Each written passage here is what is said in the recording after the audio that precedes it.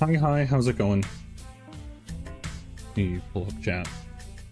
Just getting a drink, making sure everything's good to go.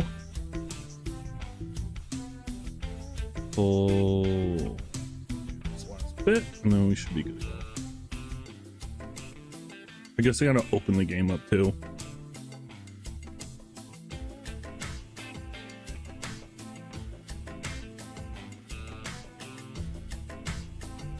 Good. Boot the game up quick.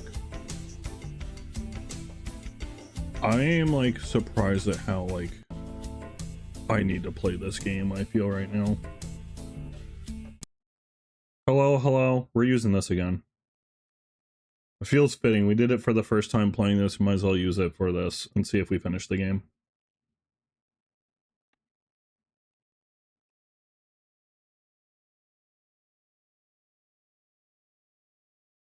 Booting up and we're good.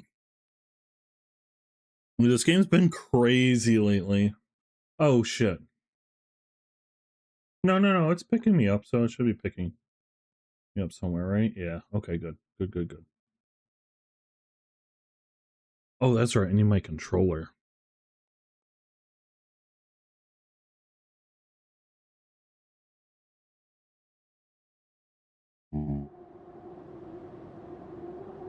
Oh, it goes straight to it, okay. Ignoring his final plea, Gran flung the torch in.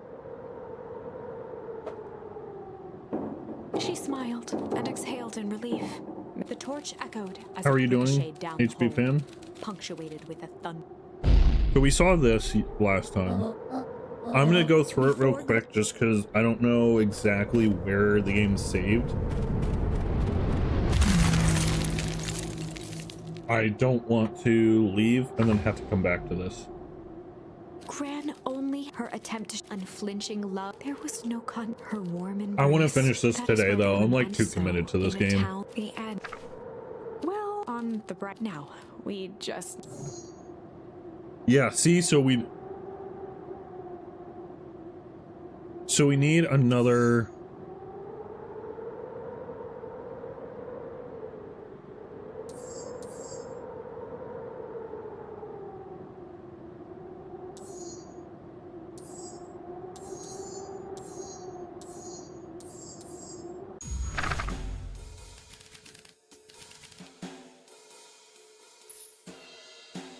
I like that it's worth going back to try the other ones to get new words. Classic good cop, chill cop interrogation. It rewards you for going back still.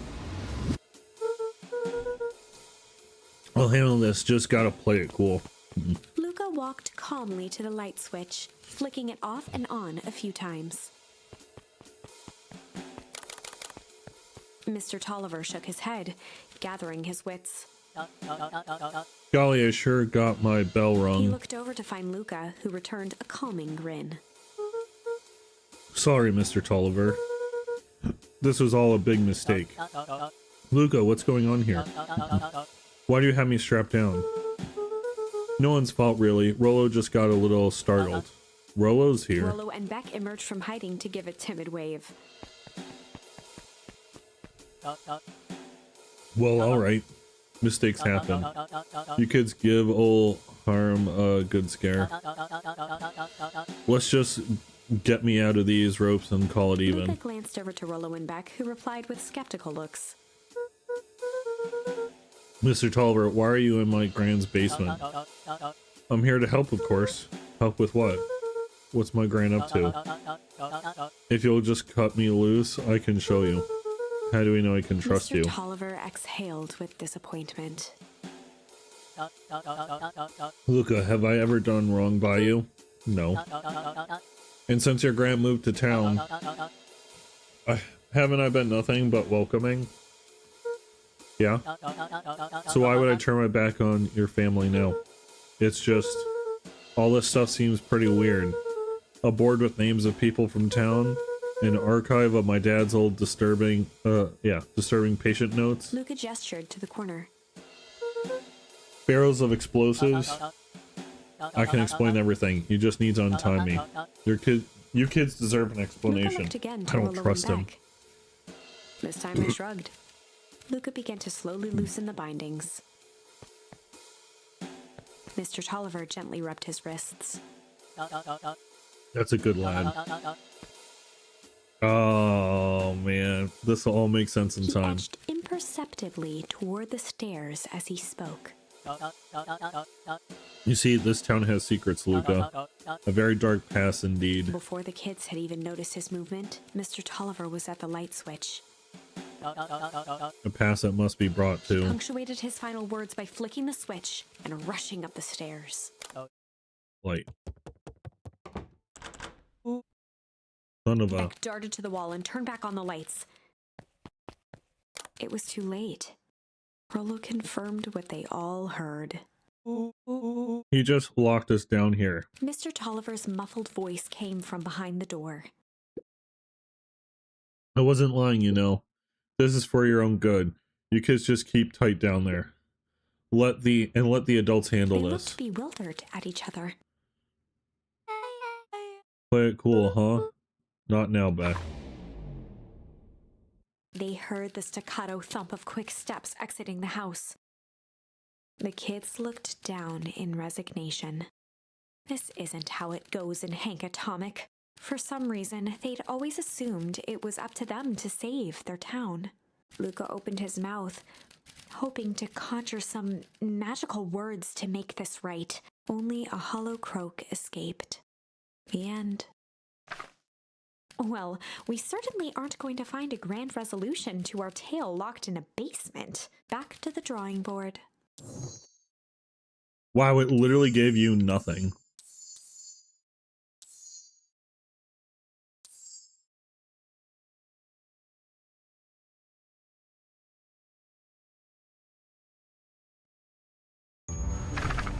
Alright, let's go back to this side. Well, time to bust out the tickles. Hey Tish, wanna see something cool? Yup. Check it. Beck lunged forward and began to tickle under Tish's arms.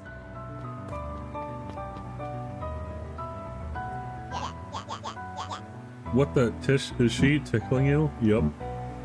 Yup. Haha, Tears yup. began to form in Tish's eyes as she gasped for breath between gales of laughter.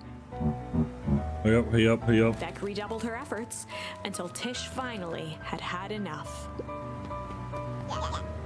What just happened? She seems nice. Sorry for the interruption. I think you were just threatening His us. eyes darted around, a realization dawning on his face that he was now outnumbered. I just remembered. I have somewhere to be. See you around, new He kid. kicked at the puddle before making his escape. Oh no. Oh no! What a creep. I think you got a little ooze in your hair. Beck shook the ooze out of her hair as best as she could. Is it bad? What you're feeling about having more mature, refined look. Oh god. It doesn't look bad. Chapter 4. The Best Policy. Luca paused for a moment, catching his breath. It doesn't look bad at all. He'd only just met Beck, and somehow he already managed to drag her into this mess. Hopefully he could make it up to her, but finding Rollo was his primary concern.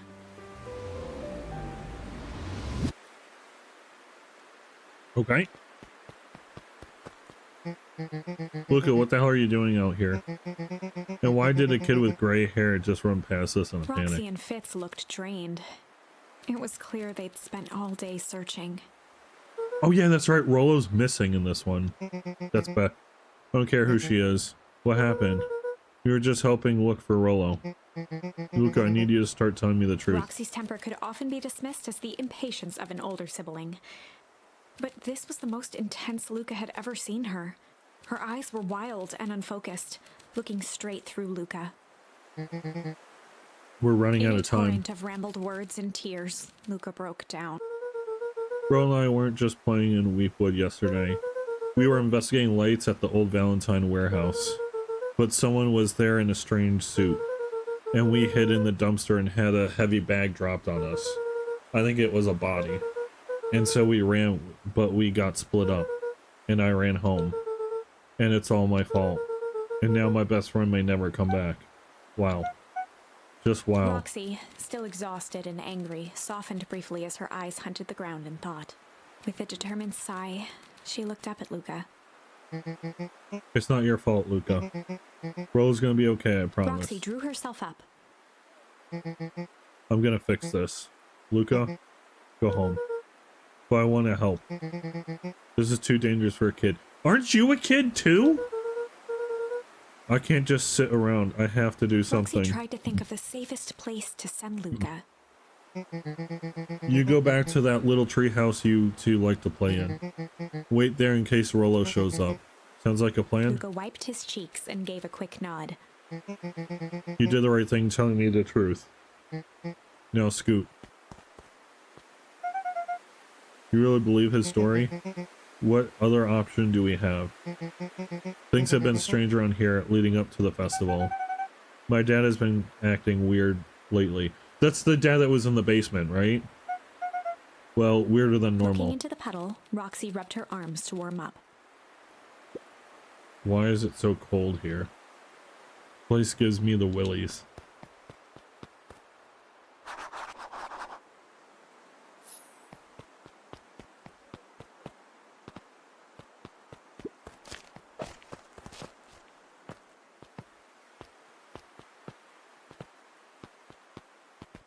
Mr. Nuncree jumped with a start. Whoa, don't sneak up on an old fellow like that. Sorry. Who are you talking to? What? Luca motioned to the phone booth.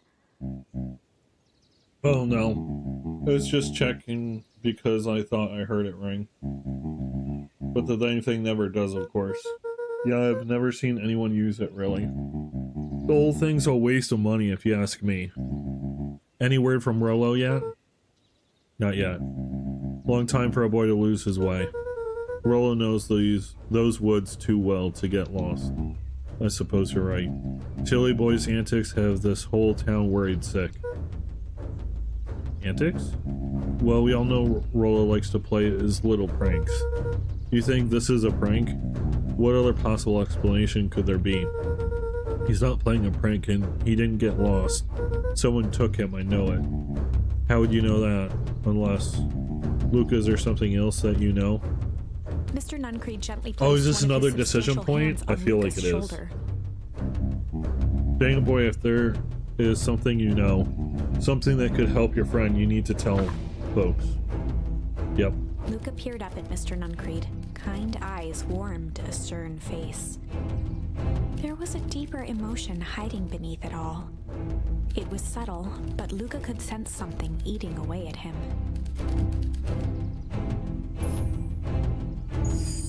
There was a shame lurking behind those eyes.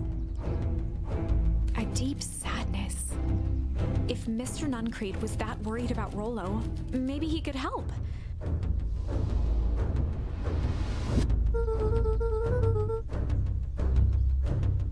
Yesterday, Rolo and I were messing around at the old Valentine warehouse. Mr. Nuncree raised an eyebrow. Both of you? You were with Rolo when he went missing? Not exactly, I was hiding in the dumpster. The dumpster? What were you doing in there? At first we were just looking around. Then someone in a strange yellow suit came and dumped something on us. We both got scared and ran. That was the last I saw of him. Got scared by some garbage? Well, that's why you don't go sulking in someone's dumpster. Skulking. But it wasn't garbage. I think it was a body. I'm sure it was just some trash. It was him. We know it was him. No, there was a name tag. It said Deep Engineering. Mr. Nuncree's shoulders slumped.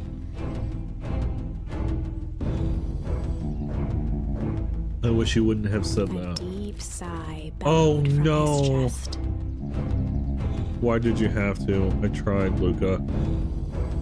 Yo, you round 2 for the furry game? It's not a furry game, man!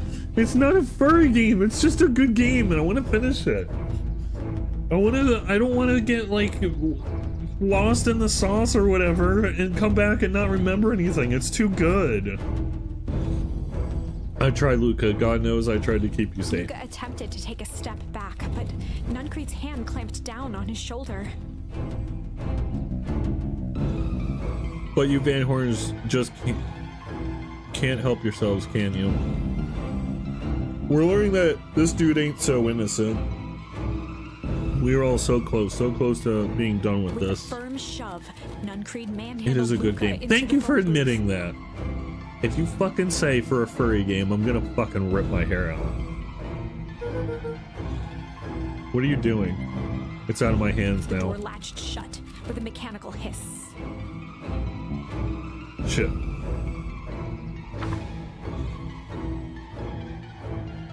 As Luca pounded the glass, the floor dropped from under his feet. The inside of the phone booth was now a loose capsule, plummeting at gravity's whim. Luca winced and pressed his hands to the walls. As he braced for impact, the capsule hurried to a surprisingly smooth stop. He felt a cold rush of air and opened his eyes with hesitance. Two large figures in hazmat suits occluded his view. Oh. Luca heard the deep, resigned voice of Mr. Nuncreed over an intercom. He knows too much. The end. Oh, man. Wait. No. This isn't the end. I know there's still much more. Somehow this went wrong. Feeling there is going to be a huge plot twist coming. Okay, Yeah, I let's feel like try there's going to be something else. another one soon.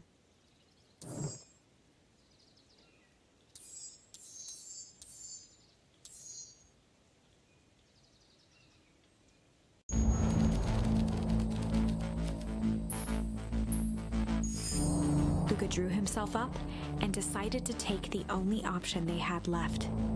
Flight. He squinted down the barrel of the mission control defense cannon, aiming it through an opening in the dense tree branches.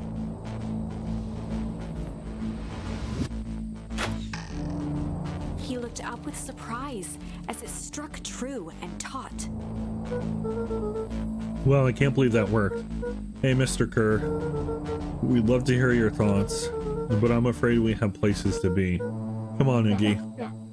See you, jerks. Sigh, fine. We know where that leads them. This way, we'll take the tunnels. Oh! Luca and Iggy winced as they sprinted through the thicket. The branches clawed at them, reluctant to give passage.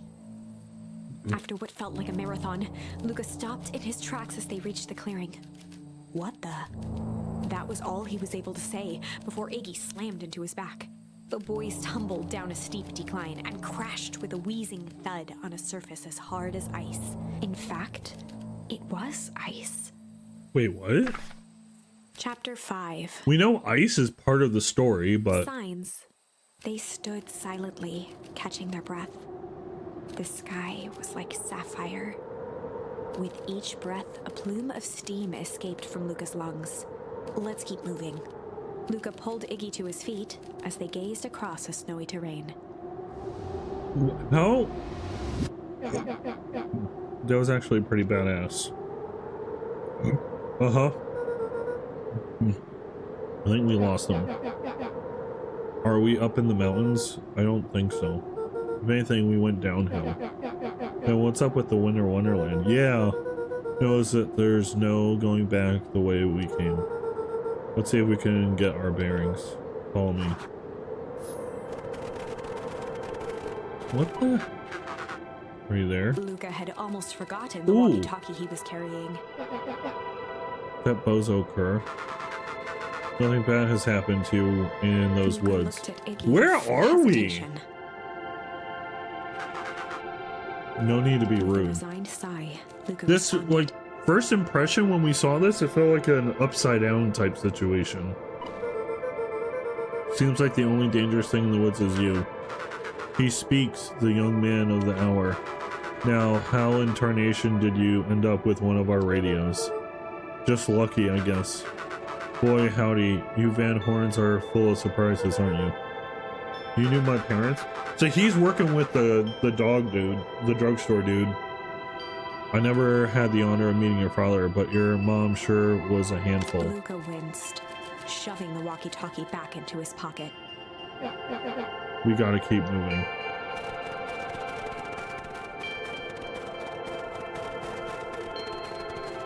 I feel like there's something that should be up here, you know? That just isn't. Oh, what's the readout? Sitting above, just above 258 Kelvin. That's down a bit from last time. Should we report this to Mr. Kerr? Man, it's still within safe ranges. It may be spreading, but it's under control for now. What? Even a small nudge in the equilibrium could cause a cascade. Dude, relax. It's just a few more sites to hit before we punch out. Let's get this over with. What? So that would imply that it's not spreading. But yeah, where are we? What's all this? Hard to say with all this snow. I think it's a town sign. I can almost make out letters on there. What town could this be? There couldn't be another town this deep into Weep Wood. I'm looking at evidence to the contrary. Let's figure out what we're dealing with here. Step 1, snow's gotta go. I'll see what I can do.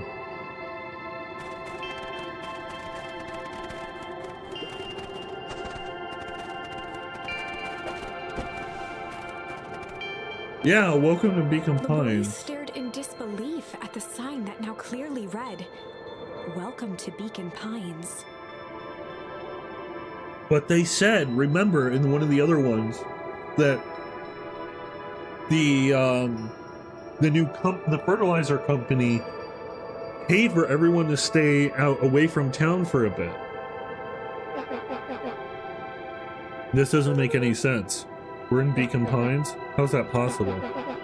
What if they moved it? They rebuilt everything. We ran away from town. How did we get back here? I guess we gotta turn around? Where did all the snow come from? Yeah, that still hasn't been explained of like how the snow is only affecting a small part of the whole thing. Well, it's been colder than normal lately. Right, because it's spreading. Ooh, I bet you that's it. There's a pretty big difference between sweater weather and this Arctic hellscape. The puddle we fought at before, it was cold too. Maybe all of it leads to some source. You think it's related? What the hell is going on? We're gonna get you some answers. Let's keep moving. I like that we're like slowly becoming friends with Iggy.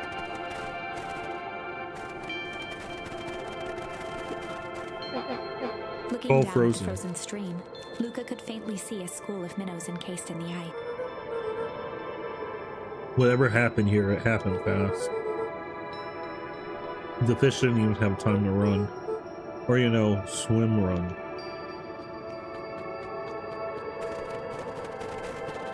Ooh. This stuff look familiar to you? Looks like the barrel near the puddle I shoved me into, yeah.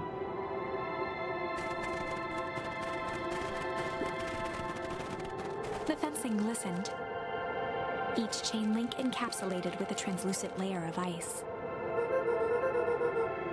Looks like the stuff they put up around Weepwood, yeah. Who put up? I don't know.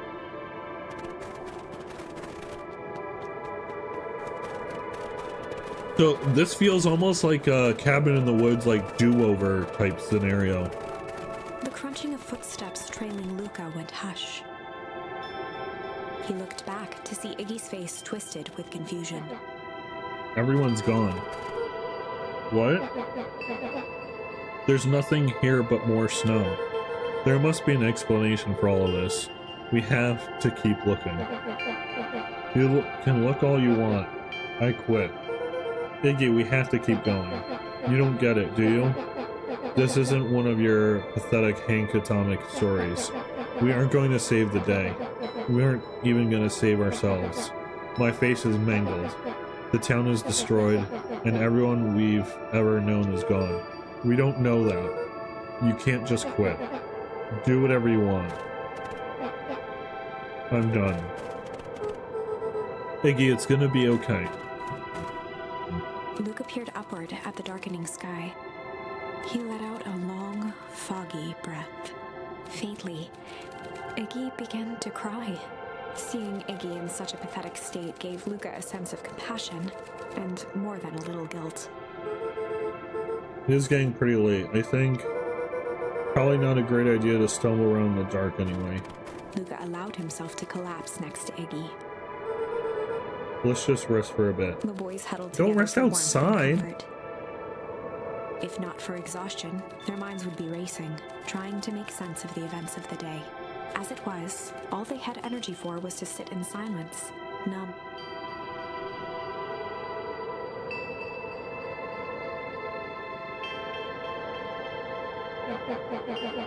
The way the snow covered everything over, it's kind of calming. Yeah. Oh, I haven't had time to say it, but thanks. Huh? For getting us away from those creeps. I sort of froze up back there. Iggy, I should be the one apologizing. This all happened because I lost my temper. Nah, that's bull hockey. First of all, you didn't know what that gunk would do. You didn't, right? Of course not. In seconds, stop with this baloney about losing your temper. But I did lose my temper. Motioned sarcastically to his half-deformed face. Obviously. But that's exactly what you should have done. Huh? I was being a horse's ass. You were supposed to be a horse's ass in response. That's how it works. Iggy, I'm having a hard time following. You want me to fight you? Of course. Geez, you goody types take forever to understand this very basic point. Why would you go around saying cruel things trying to get into fights? Shrugged. It's something to do. You're an asshole because you're bored. Sometimes I just feel empty. You wouldn't understand. You and Roller are always having a blast together. Laughing and calling that dinky little treehouse mission control. Now wept openly. Perfect little Luca Van Horn. With his perfect little life. My life is not perfect. Everybody in town likes you. Not everybody. Oh, that new girl hasn't even unpacked yet and she already likes you. You have He Tish. wiped his nose with a sleeve. I love Tish. Tish is great. But she ain't exactly the world's greatest conversationalist, you know? Luca gave a warm chuckle. I get that Iggy cleared his impression. throat as he wiped his eyes. Oh, it must be raining out here. What a terrible day for rain, chat. Iggy Definitely. arched into a wide yawn. Just woke up. Welcome, welcome. I'm loving this game.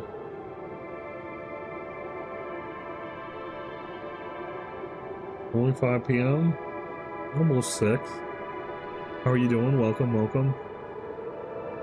We should probably try to get some sleep. Yeah. Let's lay low for now. Pretty good? Good. I'm glad. Tara will get to the bottom of this. Luca's eyelids began to slowly drift shut. Dude, you can't sleep outside like that, though. Luca?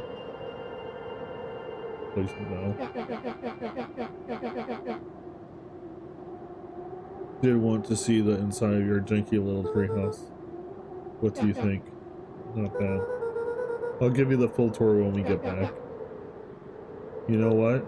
Huh? That's all Luca could whisper before succumbing to sleep. Iggy snuggled in some more. Are we gonna die in the cold? When it comes to the worst days of my life, this one wasn't half bad. The house smelled of warm bread. Luca was playing with toy blocks on the living room rug. He looked up to see his parents Did we just on the die? couch. His mother held his father's head in her lap. She idly stroked his hair while I think humming we a just song. died. A voice behind Luca spoke. This is how you remember them, huh? Luca turned to see his own face. The doppelganger from his dreams. Oh, still what? clad in a yellow hazmat suit. Still carrying a look of disdain behind empty eyes. Aww. Look at this perfectly cozy scene. You know, it wasn't really like this. What? The figure picked up a toy block and inspected it. It's amazing the facades that one can build given the right materials. What? Not that I blame us. These are a child's memories, all warm and fuzzy. You don't remember, do you? Lucas snatched the block from the figure's yellow-gloved hand. Remember what? The doppelganger pointed to the couch. The last day we saw him alive. The day he chose to abandon us. Luca turned to look at his father, still lounging on the couch. That's not true. He didn't abandon us. The doppelganger waved his hand dismissively. Everything is true here. It's just a matter of what we choose to see. Well, let me show you. The world flickered and pulsed. Luca was sitting next to his bed, listening to his heartbeat with one of his dad's stethoscopes. The doppelganger limped into the room. Now, we both know that's not how this went. He grabbed Luca's hand and guided the stethoscope to the floor. Luca heard muffled shouting, brought close by the stethoscope. It was his parents, fighting. Do you remember what we did next? Luca gave a slow nod and crept down the hall to peek through the banister. He could see the outline of his mother at the bottom of the stairs. Damn it, Walt. We can't afford to get involved in this. She was scared. His father stepped forward. What am I supposed to do? Just watch? There's a sickness in this town, and we both know who's behind it. I swore an oath to help people. I won't turn my back on them. Luca's mother grabbed Walt. She was crying, pleading. I can't lose you. Walt calmly removed Eleanor's hand from his shoulder. What's right is right, and what's wrong is wrong. I could never live with myself if I let Sharper get away with this. Eleanor raised her Sharper is voice. bad. Spare me your bullshit platitudes. What about our son? Luca flinched, dropping the stethoscope down the stairs. Walt turned with a panicked smile. Luca, is that you, buddy? With tears in his eyes, Luca descended the stairs. Mom? Dad? What's going on? Walt dropped to a knee to meet Luca eye to eye. Nothing, buckaroo. Your mom and I just got a little overexcited is all. Luca placed the stethoscope against his father's chest. His heart was racing. It sounded like you were going somewhere? Walt gently removed the device from Luca's ears. Listen to me, Luca. I have some business to take care of. I'll be back in time to tuck you in. Luca hugged his father tightly. Promise? Walt stood up and walked to the door. He glanced over his shoulder. I promise. With a winking He knew he was never he put on coming his back. hat and strode out into the evening sun.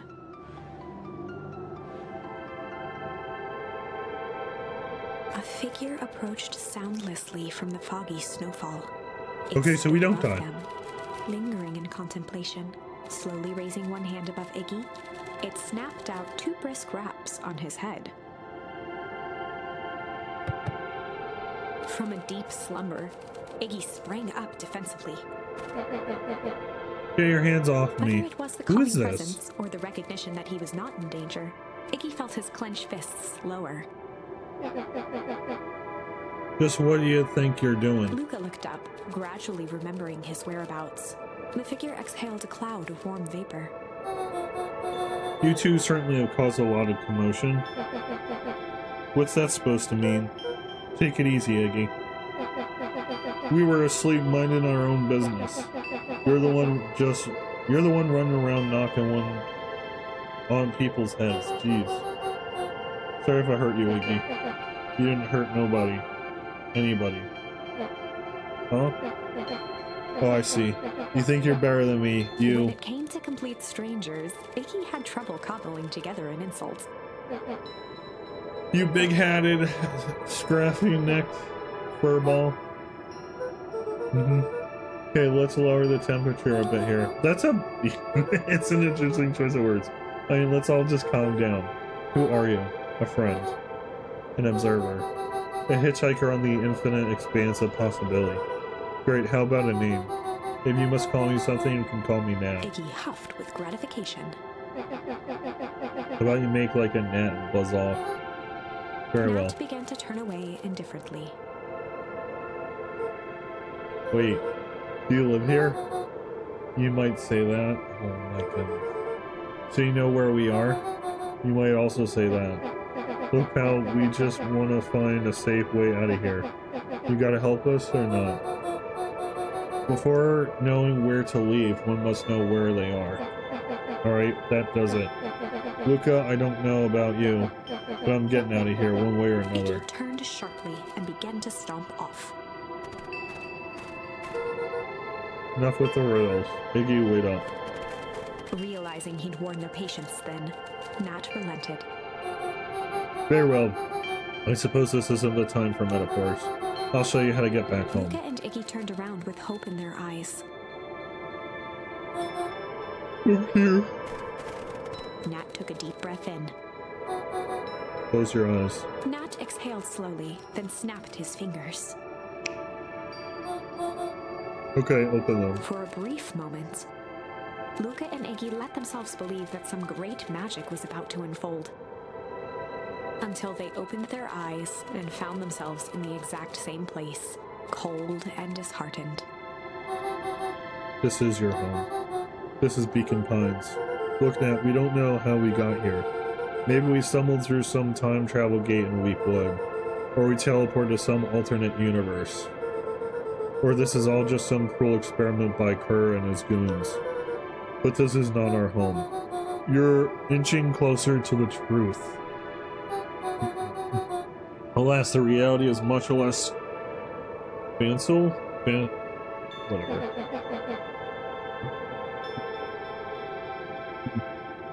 Just give it to us straight.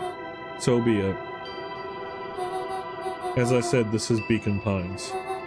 The original true Beacon Pines. Hey, see? See?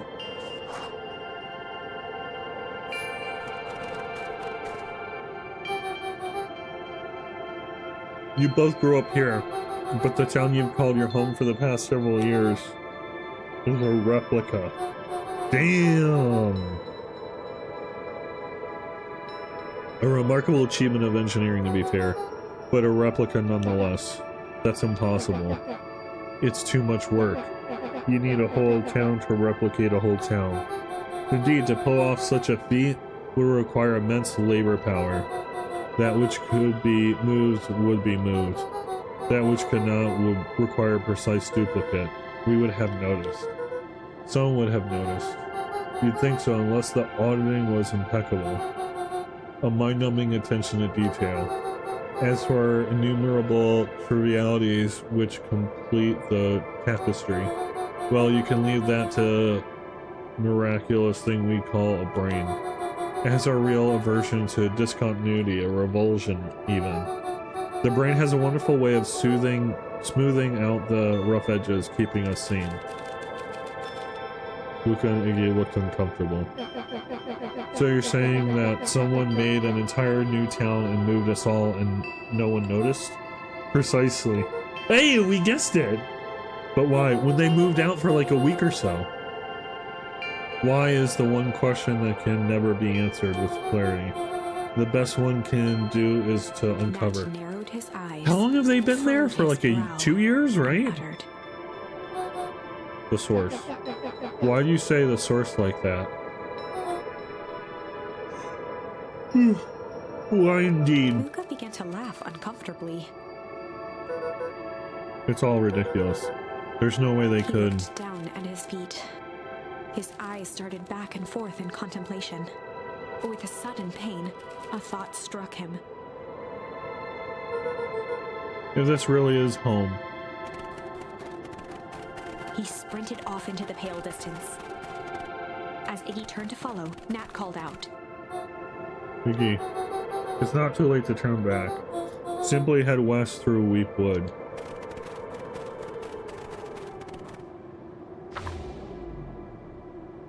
Chapter 6. The Source. Nat expressed his sympathy with a shrug and sauntered off as unassumingly as he'd arrived. He'd given Luca and Iggy what they needed, and nothing more. As Luca sprinted across the snow, the events of the past few days became clearer, pieces to a larger puzzle. Rollo said he was So the underground house was somewhere, moved? captured. Mr. Kerr tried to cover it up with lies. The clipboards were hell-bent on capturing Iggy. It all seemed to point to perennial harvest. But right now, there was one thing that Luca needed to know.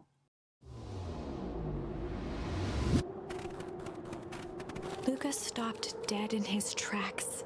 The tree was gone, uprooted and moved, leaving a raw gash in the earth. He dropped to his knees and dug wildly at the cold snow. His numb hands hit something hard, a headstone. A dry whisper escaped Luca's lips. You're here? All this time I thought I was visiting you, but you've been here, alone in the snow. Dad, I'm so sorry. They ruined your favorite spot in the world. Our favorite spot in the world. Dad, what do I do? There was no reply, just snow-covered silence. Why'd you give me the slip like that? What if I couldn't find you, you jerk? Iggy finally noticed the tears welling in Luca's eyes and the snow-covered grave. Oh. Iggy, they stole his tree, Iggy. Yikes. Suddenly, they heard the crunch of approaching footsteps in the snow. You gotta hide. 259K. Off distance is still good. Dude, did you hear me? I said 259. Sorry. You ever think about what we did here? We saved a whole town of people. Doesn't feel like it sometimes. What about everything we left behind? That's the grave of someone with a family. The people who love them will never know the truth. The truth is overrated. He bent down to scoop up a snowball and lobbed it playfully. Hey, don't be such a downer, dude. We took this job to change the world. Yeah? Come on. It's almost lunchtime. What is that walk? Weird.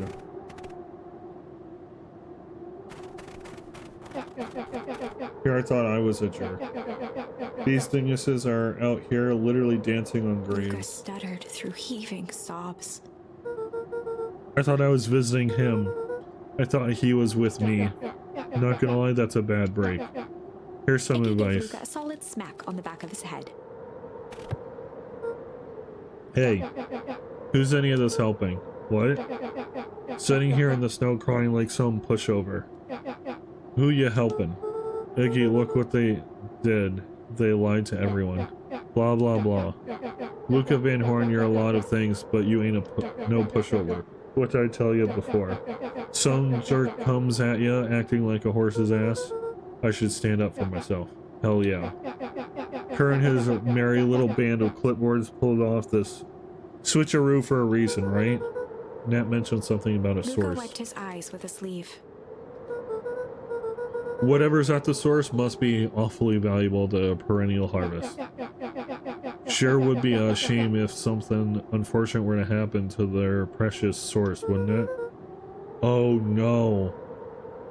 What do you have in mind? If it's small enough to steal, we snatch it. If it's too big to snatch, we smash it. And what if it's too big to smash? Iggy flashed a mischievous smile and cracked his neck. I'm always up for a challenge. I'm gonna make this right, Dad. I promise. Let's do this. We saw how this outcome plays out.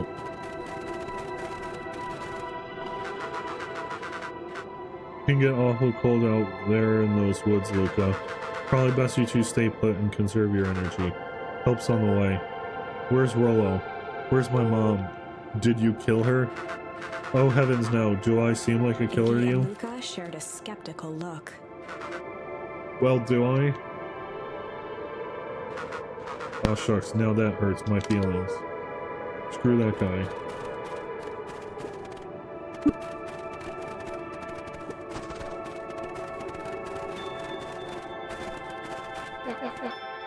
Wait a minute. If this is the original town, then that means... Iggy darted behind a large pine and began digging furiously. He emerged holding a shoebox with a crude skull painted. long story. So a few years back, I came into possession of some premium grade fireworks. Not the wimpy fireworks stuff they gave kids. The good stuff. So why did you bury it under a tree? That's the long part of the story. You and Rollo were doing chores at Rollo's chicken coop. And you guys pissed me off for some reason or another. Luca rolled his eyes with realization. No, you didn't. Iggy stifled a chuckle. Yep. Damn! I just wanted to give you guys a little scare. But like I said, these were some primo fireworks. So I might have underestimated things. You blew up the chicken coop? I prefer to think of it as an incendiary redecoration. Sorry, but you should have seen the look on your faces. Rollo got grounded for months. Which is why I needed to stash the evidence and lay low. So I buried them under that tree. But when I came back from them later, they were gone. I figured some grown-up found them and tossed them. Iggy triumphantly raised the shoebox. Turns out it wasn't the fireworks that got moved. It was us. Unbelievable. Does that mean we can go here, or... This is a game? Newsflash, boyo. You're not a hero. You're a little brat who is in way over his head. A hero is just someone who refuses to give up. Comics these days are rotting children's brains. Everyone thinks they're a spaceman hero. I was always partial to Hank Atomic myself. Is that so? You really think you have a chance against us? You have no idea how powerful we are. Prepare for blast off, loser. Oh.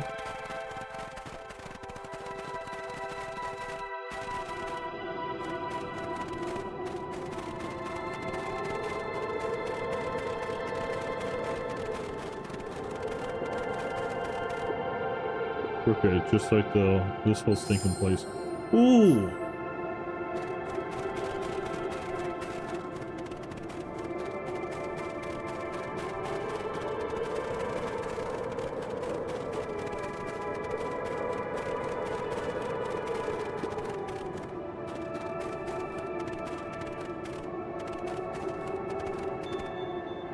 Luca and Iggy inched up to the edge of the hole with bewilderment in their eyes. Arctic air breathed out of the cavern in heaving gusts. Welcome. Whoa. I can see why they wanted to move us all out of town now. But why would they dig a giant hole?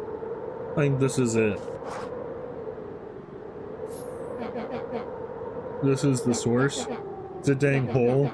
How do we smash a hole?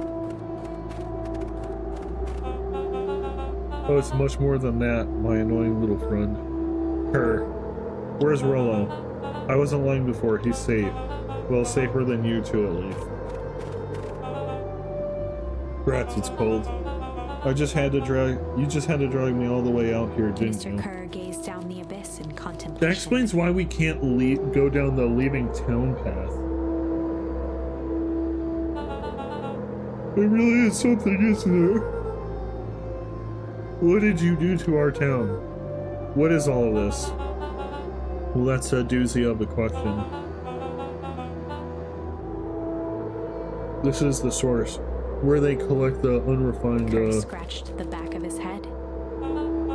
Honestly, boys, I don't understand any of this well enough to explain it.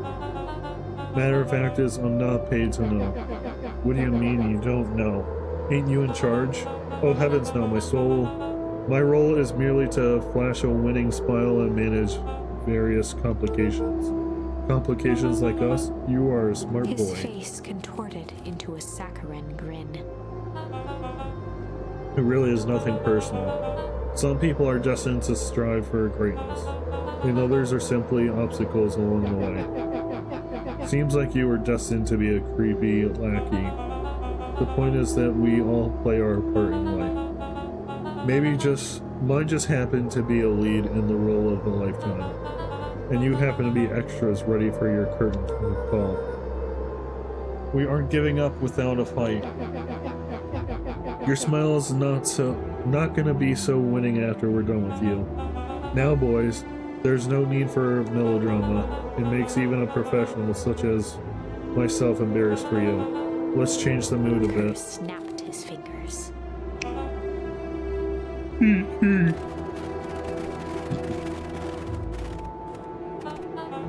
There, that's better. Deal with them. Iggy turned to Luca with a sly glance. Why are you smirking? Because I have a box full of fireworks and you don't. Iggy waved the box into the air, threatening to drop it down the hole. Stop. Let's not do something regrettable. Joke's on you, regret is one of my specialties. Out of curiosity, what would happen if I threw these in your precious hole? Nothing at all. You're a terrible liar. I'll have you know, I am an exceptional liar. But, that's far enough. Iggy plucked a single bottle rocket from the box and held it up with reverence. Ah, you fool! Call off your goose! After a long pause, Mr. Kerr flung up his hand with frustration. Very well. You all can head back for the night. It's been a long day. I'll handle these two from here. Mr. Kerr sighed into the frigid air. It's just us now, Iggy. You can put that down. What, like this? With a nonchalant flick, Iggy tossed the firework into the hole.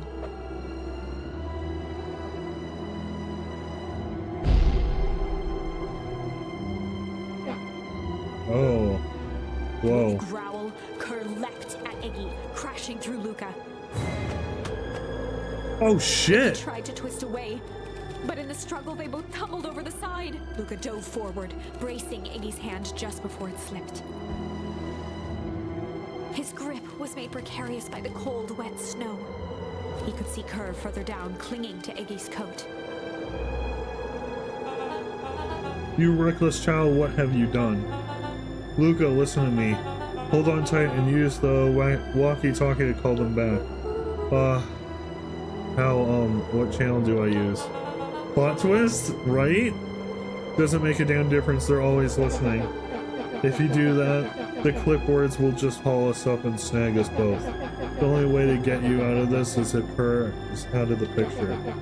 Holy shit, are you gonna kill him? Kill both of them? Just let go and save yourself. If he lets go, we both die. I don't want to die, but seeing the look on your face almost makes it worth it. Damn!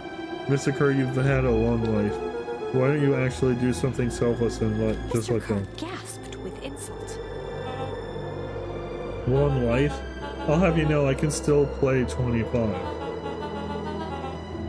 You should have heard me sing the parts of Phyllis With a Young. wild look in his eye, Mr. Kerr began to hum a proud melody. Wow, can you believe this guy? Luca's hand began to cramp. His voice began to crack. Kerr, just let go. No can do. If you want to save your friend, you have to save me too. Luca, look at me. It's okay. Luca felt Iggy loosen his grasp. Going to kill your friend like that, are you? Every muscle in Luca's body burned. I'm not his friend. Yes, you are. No, I'm just a no-good bully. Like you, Kerr. Iggy, Luca no. felt his hand slipping. I'll meet Deli with brats. It's brats. On the way home, look it up. I told you what you need to do with bullies. I can't. It's your only way out of this mess. Two birds with one stone. Oh my goodness! Since for us to fall together, wackadoos travel in A paths. calm settled over Iggy's face. Luca, let me do Iggy's this. voice was colder than the bitter air billowing from the chasm. I don't know if I'm gonna like this being a choice point or not. More. You do the right thing for once. Oh, this is. Oh, fuck.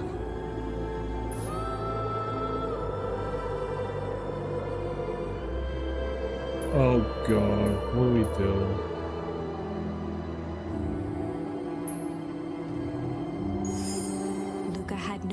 choice but to accept Iggy's request. With a quiet blink, Luca watched a teardrop sail down into the howling void. As his fingers slowly gave up, he met eyes with Iggy. Damn! Do we make the right choice? The two silhouettes were swallowed by darkness.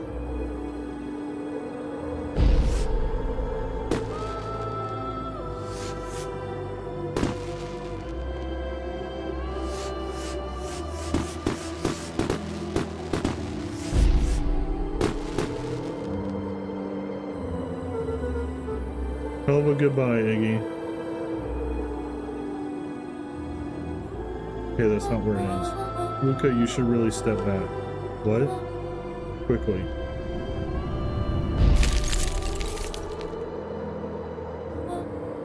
Curious. Ah, but of course.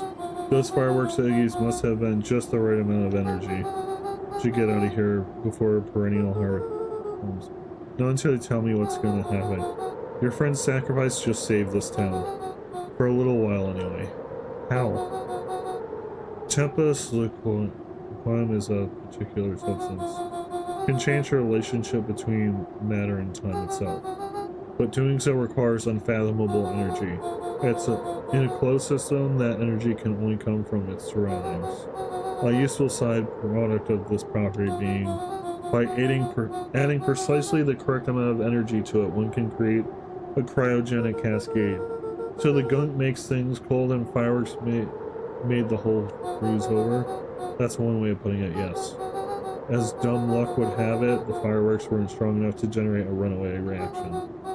I shudder to think what would happen in that case. We have some idea what that would look like. Yeah.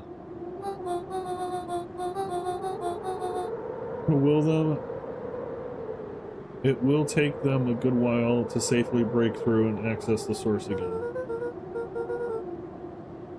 If you know all of this stuff, why haven't you been helping? I have been, in my way. Each of us has our role to play. Iggy's role, turns out, was to buy us precious time. Mine has been to observe and wait. Wait for what? You. Me? Why? What's my role? A fierce twinkle flashed in Nat's eyes. Luca Van Horn, you were going to save the world. With a chuckle, Nat turned and walked west. Dumbfounded, Luca followed behind him, trudging through the snow. No, what about the rest of town? Step taking him further away from everyone and everything he knew, and closer to destiny. To be continued in Beacon Pines, Pines Harder. Revenge served cold. What? Second time's a charm? Wait, that's it? This ends with a crummy cliffhanger just when it was getting good? I was even starting to like Iggy. No way. I refuse to be associated with some never-ending parade of sequels. Let's go back and find something more definitive. What?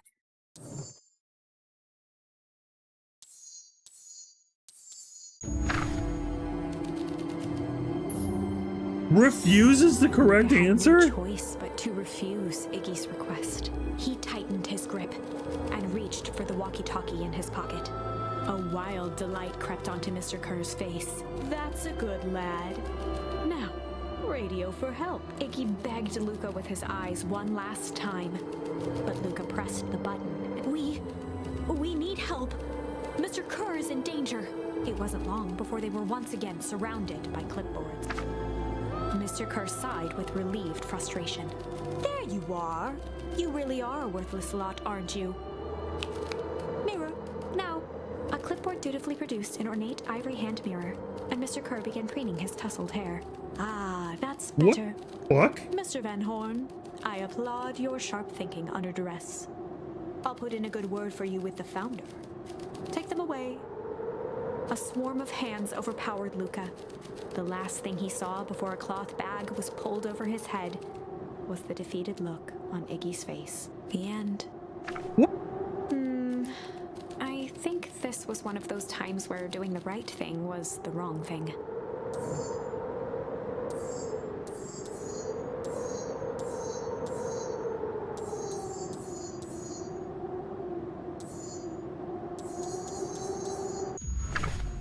Alright, back to where we were. And in the stillness, he began to hum. After the death of his father, Luca had trouble sleeping. Each night, his mother would sit at the foot of his bed and hum a gentle melody.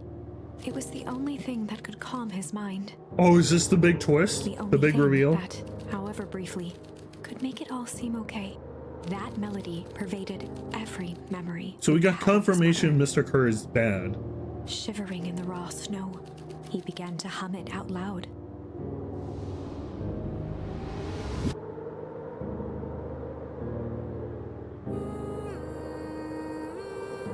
I think this is the actual big twist.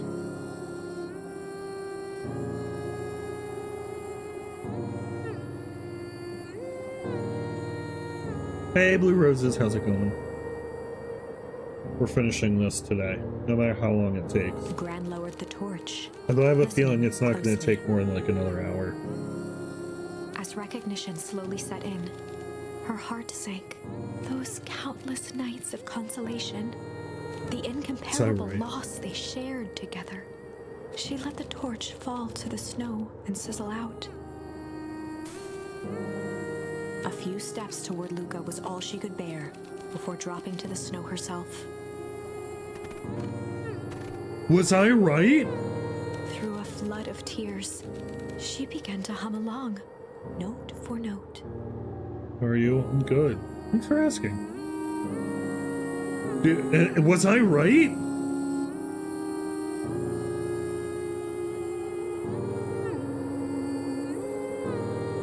I think I was right, chat.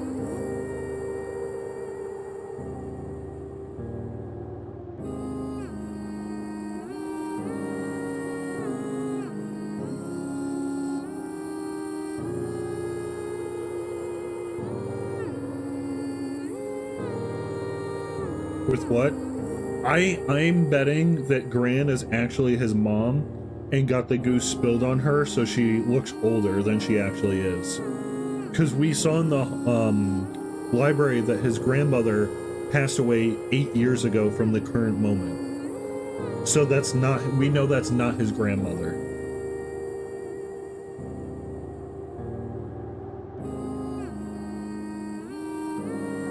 Luca lifted his head in astonishment. The last time he heard that melody was the last night he saw his mother. How do you know? So sorry, my little buckaroo. Buckaroo? Well, and people call me that are my dad and your mother. Luca blinked through blurry, watery eyes, trying to see more clearly. That maybe you're right. He could See? just make out the impression of a familiar face. He peered across the snowscape at the woman on her knees. Something about her was undeniably his mother, only smaller, older, changed. Mom? That's right, buckaroo. Mom? I was right! As fast as he could toward his mother, they held each other close. Because she's only been missing for a few months, so there's no way she got that old that fast. Eleanor?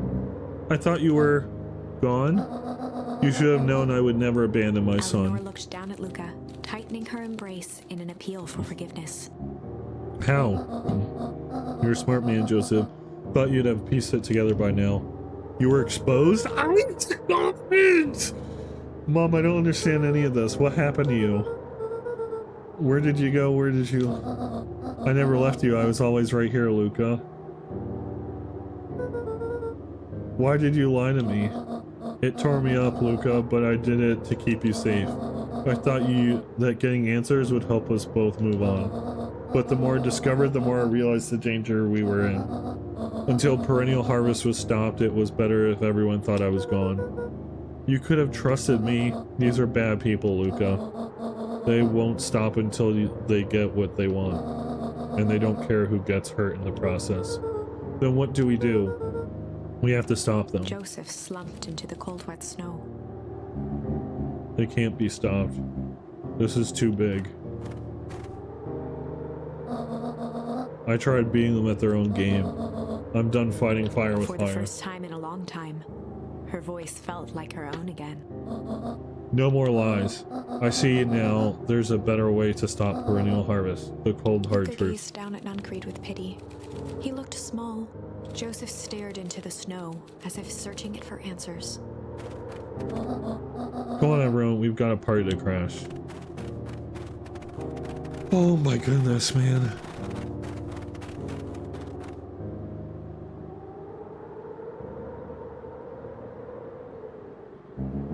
You don't understand, he always wins. Oh no. Chapter 9. The Devil You Know. 7 months ago, Eleanor Van Horn crept down the maze of sterile hallways under perennial harvest. She stopped in front of the large steel door marked Deep Engineering. No turning back now. She raised a trembling hand. The stolen keycard worked as promised, and the door bust open with mechanical efficiency. She was immediately hit with the smell of disinfectant. It was some sort of laboratory. In one corner was a desk covered in papers. Across the room stood a tall metal pod with hoses protruding from its base. She rushed to the desk and began shifting through the piles of papers. They were experiment reports on something called Tempus Liquamen. There were dozens of them, every one stamped failed. Eleanor heard the sharp echo of footsteps approaching. She was out of time. Her eyes scanned the room, eventually landing on the strange pod. Muttering a curse under her breath, she dashed over and dove inside.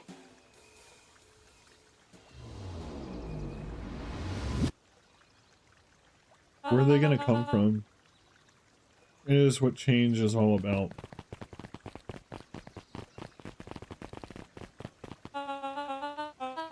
Guiding the future by the scuff of the neck and making things happen. Change is a choice. I am tickled pink that we will all be making that choice together.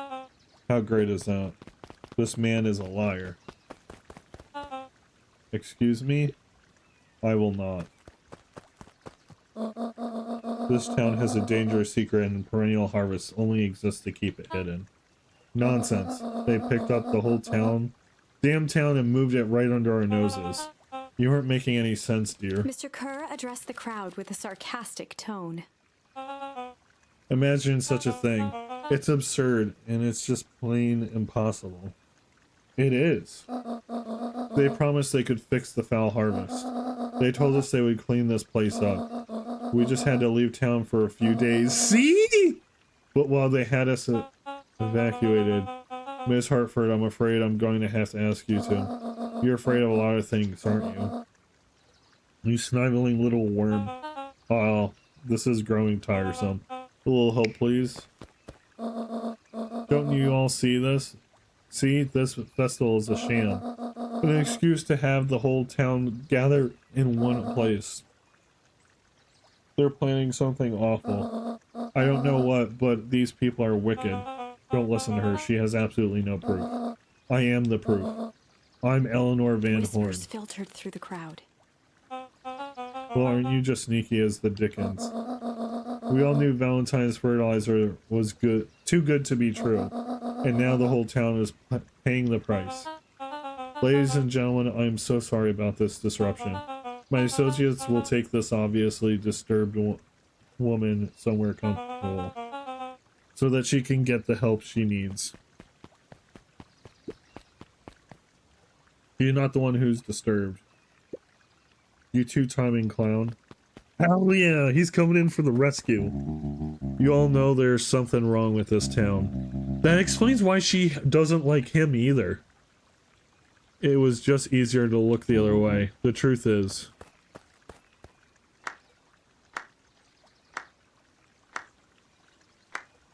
What? Let's find out, Mr. Nuncreed. Torment dragged on Joseph Nuncreed's face.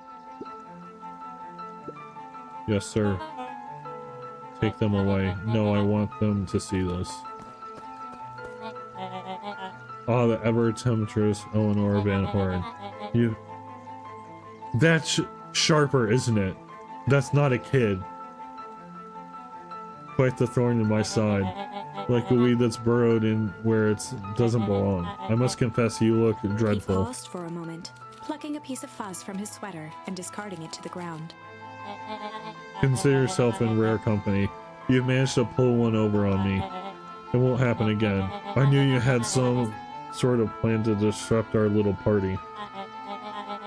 But alas, I expected something a bit more impressive than incoherent rambling. No matter your failures are yours to bear. Mr. Kerr? Yes, sir. It's a shame it was cut short, but I thank you for your rousing oratory. I will take it from here. Yes, sir, of course, sir. You have done quality work for me, William. You can look forward to recompense we agreed upon. Kerr gave a bow of deference. Plot twist, right? Founder? You are most gracious. Gasps rippled through the crowd. Thankfully, we can dispense with the formalities from here on out. Solomon pulled a glass vial from his pocket. In one smooth motion, he downed its contents. A triumphant smile grew across Solomon's lips.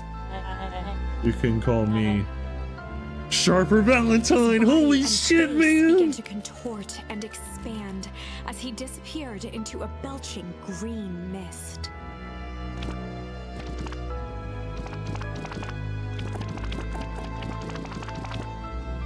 A hushed horror gripped the crowd. This is a story about change.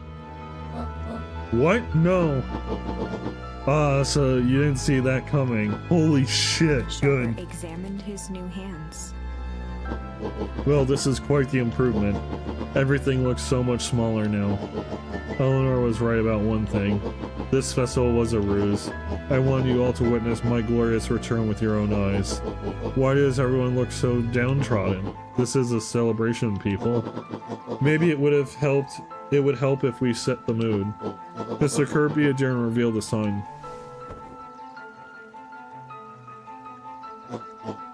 Oh, wonderful. Sharper choked out a crude squawk of laugh.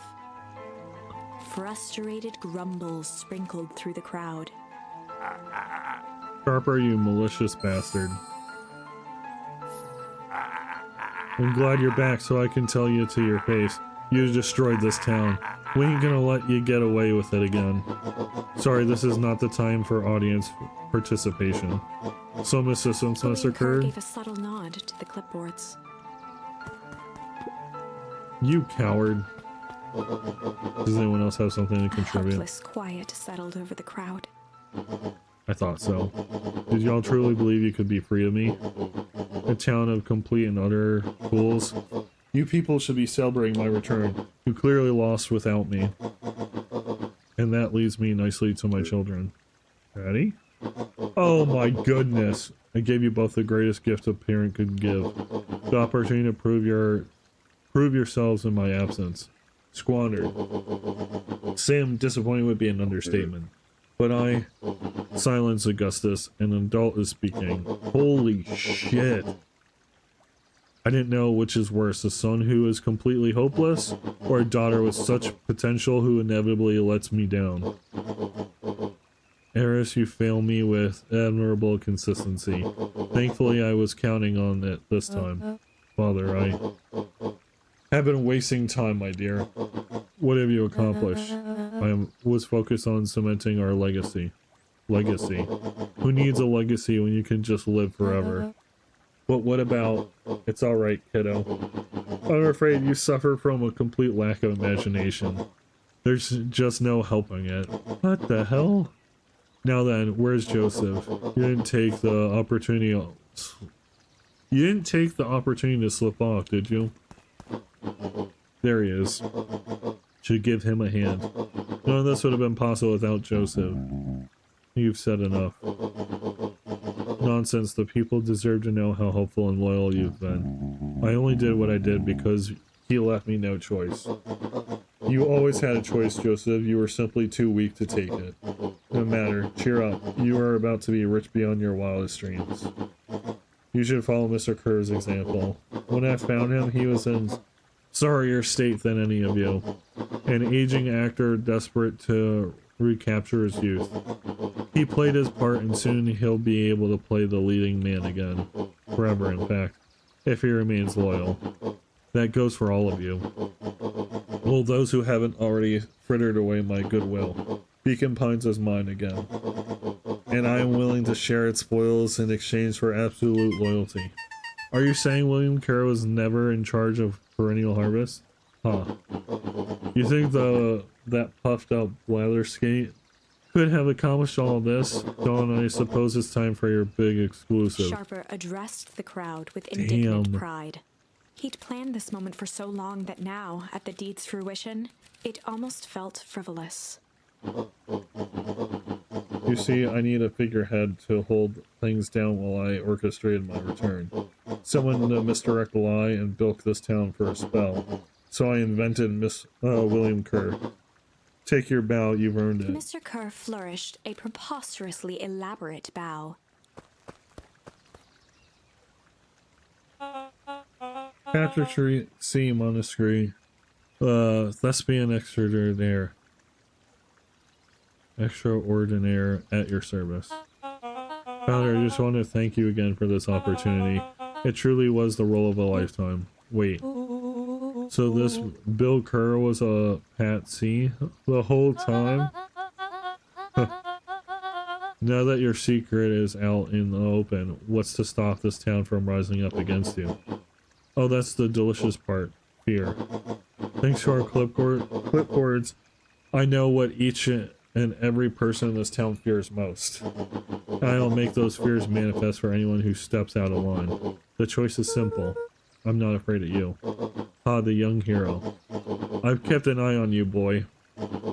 You and your friends made a habit of disrupting my plans. What a pity. If things would have gone a bit differently, you might have had your moment of triumph.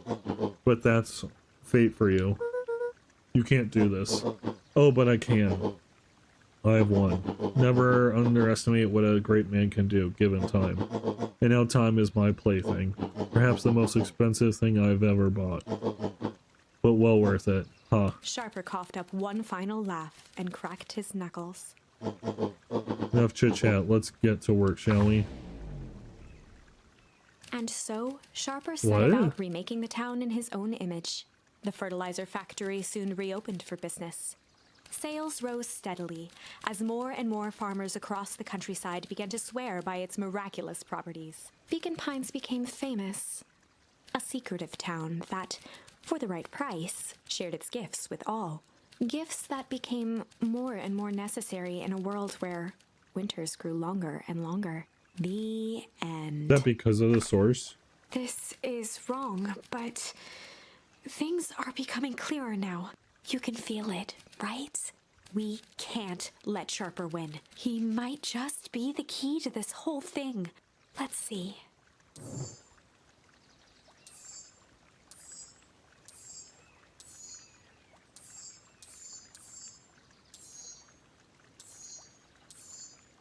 So those are done. There's going to be one more choice here.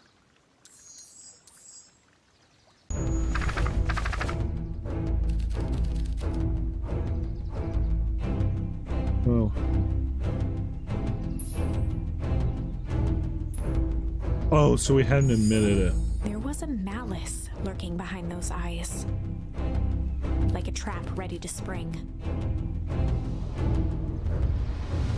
Luca felt the weight of Nuncrete's hand on his shoulder. Something wasn't right.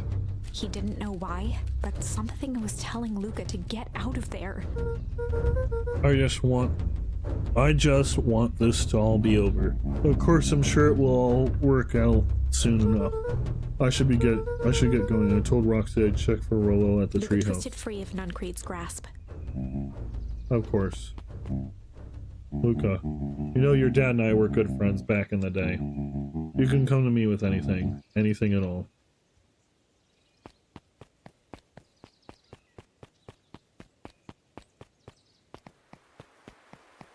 We didn't go this way. That would explain. Oh, that makes so much sense then. Why he can never find bugs, because the bugs aren't there. They were frozen at the old town. Are there even fish in the stream?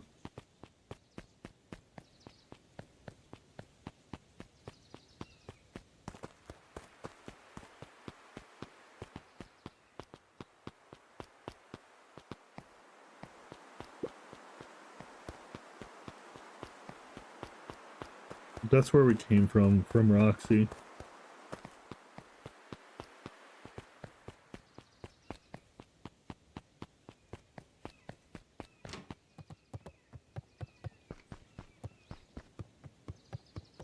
Nothing here.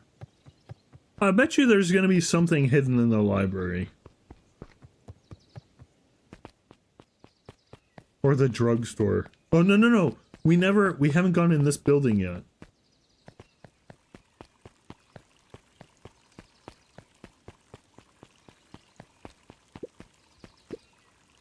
And the Cliff voice always told me my problems would grow up. Problems always seem to grow right with me. That's a big trouble ahead.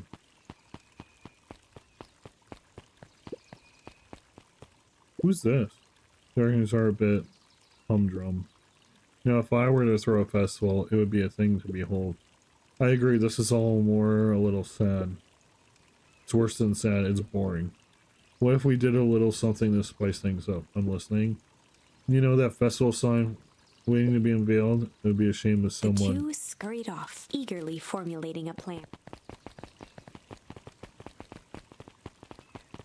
We never saw the sign changed. We should talk to Dawn. I feel like I'm missing a conversation with someone. Oh. What's up? You haven't seen... Have you come around here much? Not since they made a rule that he... Well, I feel like we missed one. Who knows? Maybe we didn't.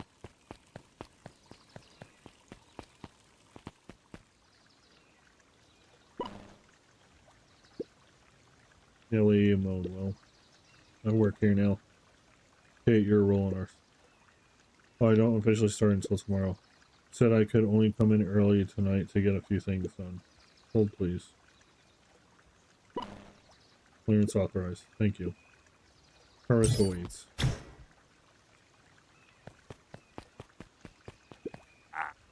Whoa. You could get a wrench to the... Not gonna sneaking up on a guy like that. Don't scare me. Scare a man while he's junkin'. Sorry.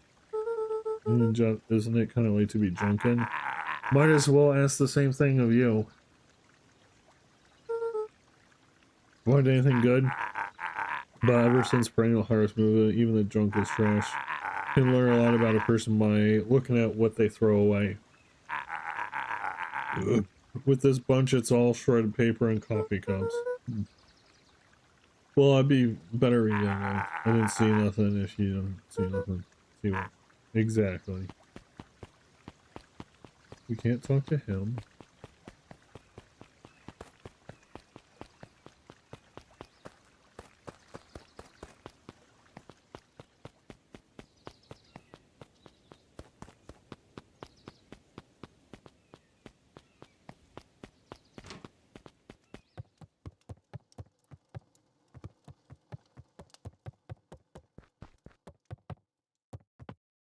So we can't.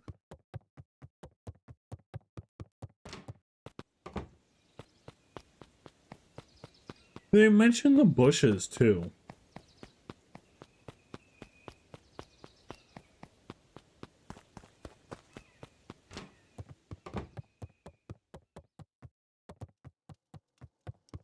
We still haven't been able to go into either of these rooms.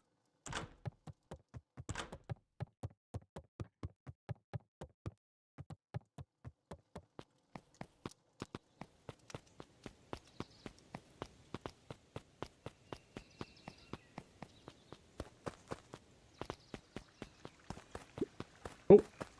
Oh. No.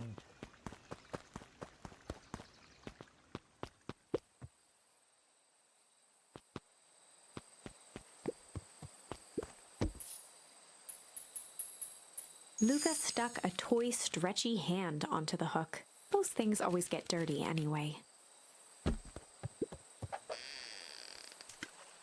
You think there's something hidden in the...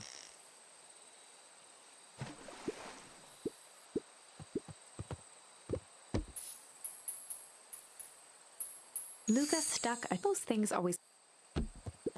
I did that wrong.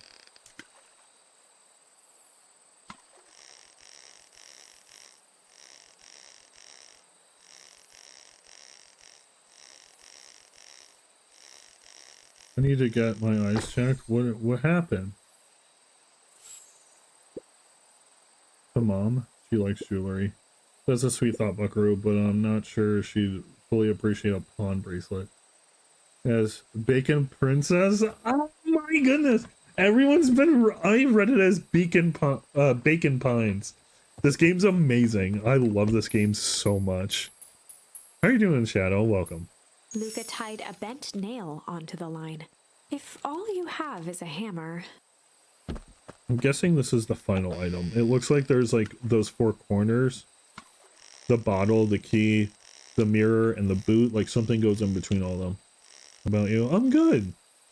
Playing Bacon Pines. Yeah, I know. I thought it was Bacon Pines. You thought it was Bacon Princess. Yeah, see? Oh. Uncle Joseph, let me see that. Huh, look at those 2 young fellows. How to end up in the bottom of the pond, who can say? Some things are just hard to explain. I miss Uncle Joseph. Oh, man. One second, chat. One second.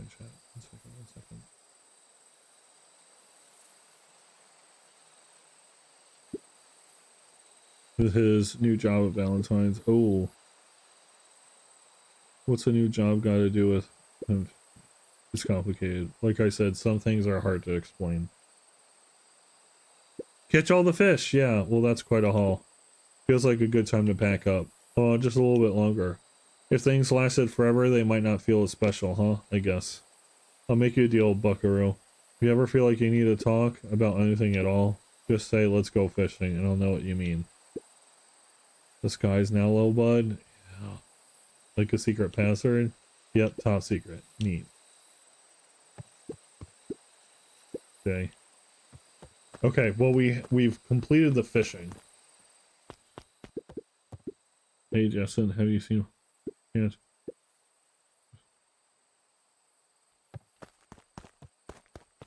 Did we miss a conversation with him?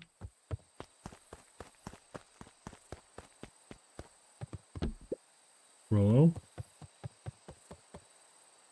He aired a long holler into the woods. Rollo! Sigh. Rollo, where you are, I hope you're okay. Luca felt his eyes getting heavy and plopped into the beanbag. He conceded to its lumpy embrace.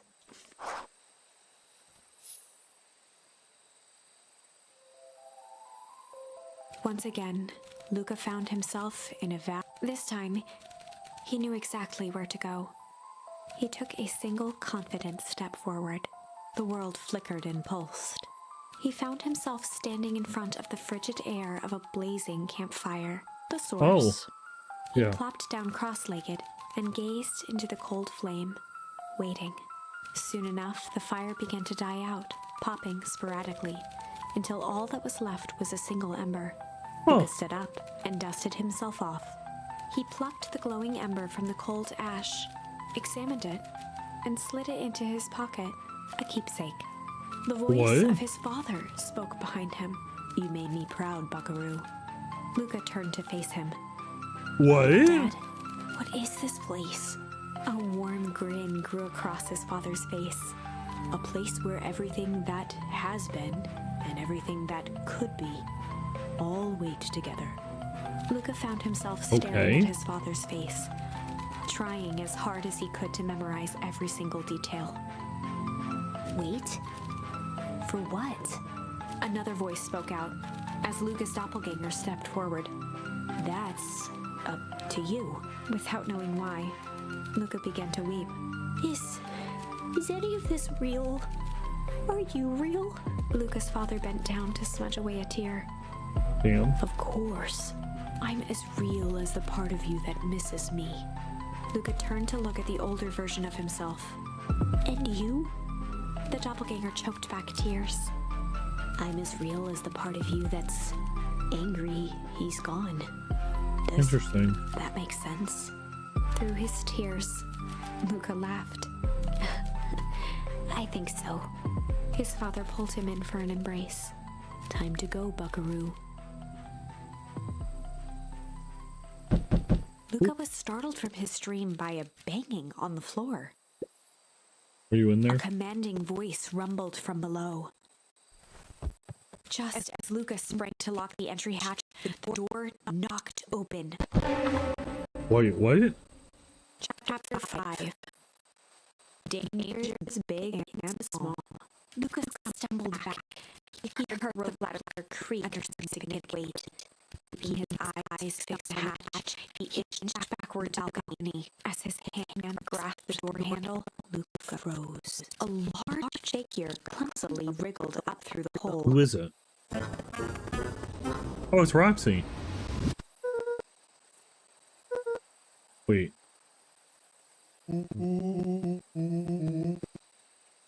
I know it's dark, but I figured you'd recognize. Oh, dang, it's Rollo. He's older, though? Oh. The large figure cocked its head inquisitively. Now or I'll clobber you with a baseball bat.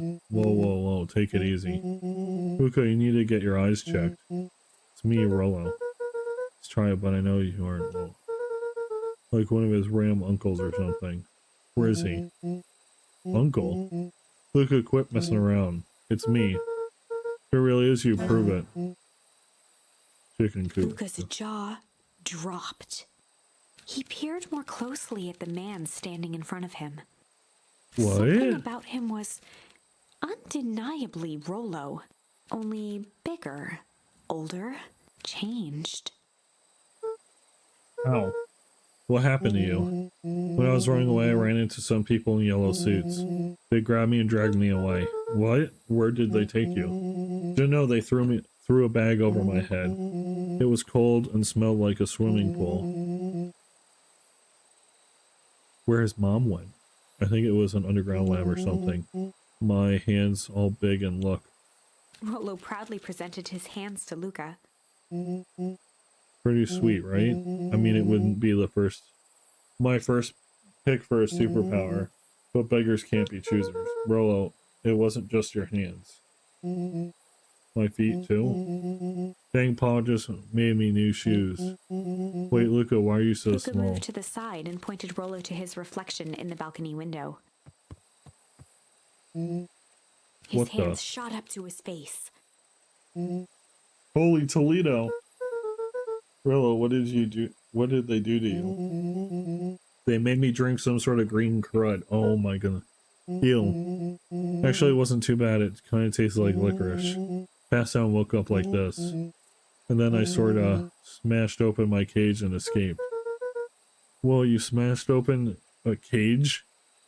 Oh my goodness, that means so like the little guy that likes Solomon that likes licorice?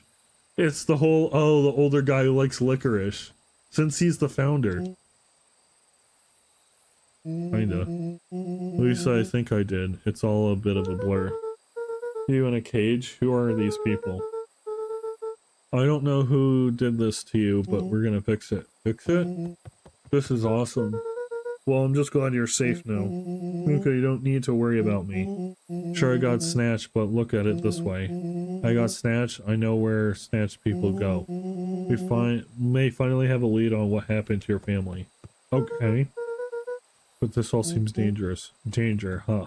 Rollo shadowboxed a few jabs. I'll take them all on.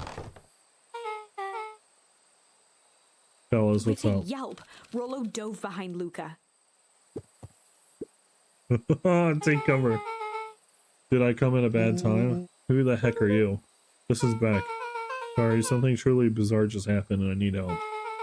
Didn't know where else to go. So you're just hanging out here with your large adult friend? No, this is my buddy Rollo. This is your missing friend? One and the same. He seems a little old. You know, this is a recent development. What the heck does that mean? I'm sorry, you're the one who just showed up out of nowhere. So we'll be asking the questions here. That's fair. How did you find us? Your silly little treehouse? I think you mean our silly little mission control. hate to break it to you, but your secret path isn't so secret. And I could hear your racket from a mile away. See, Luca, this is why we need to improve security around here. Not now, Rollo. Becky said something bizarre happened. Yeah, but She shot a are we gonna nervous break glance at Rollo. the gate open and go into the mansion? You say around me, you can say around Rollo. It's been a weird day all around, hasn't it? Yep. Beck's eyes narrowed. So it all started when I made me back home. This was to try to salvage my hair. Some stuff from the chemistry set my mom gave me.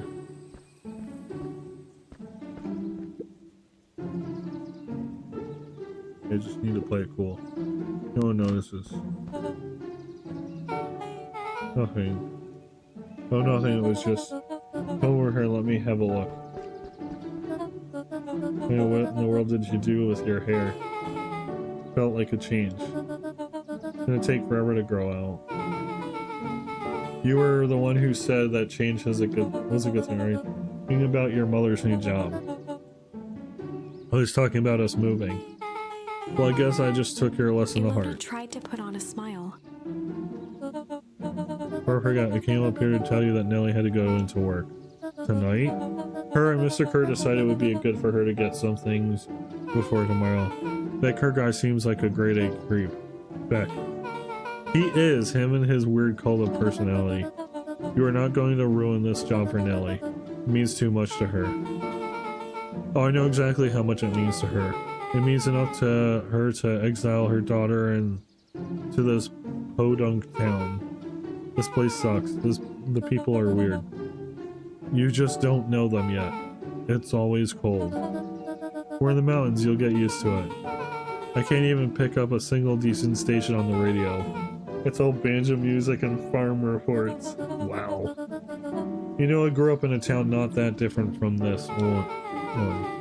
Is that why you're better at talking to plants than people? Wow! Fucking hell! Okay.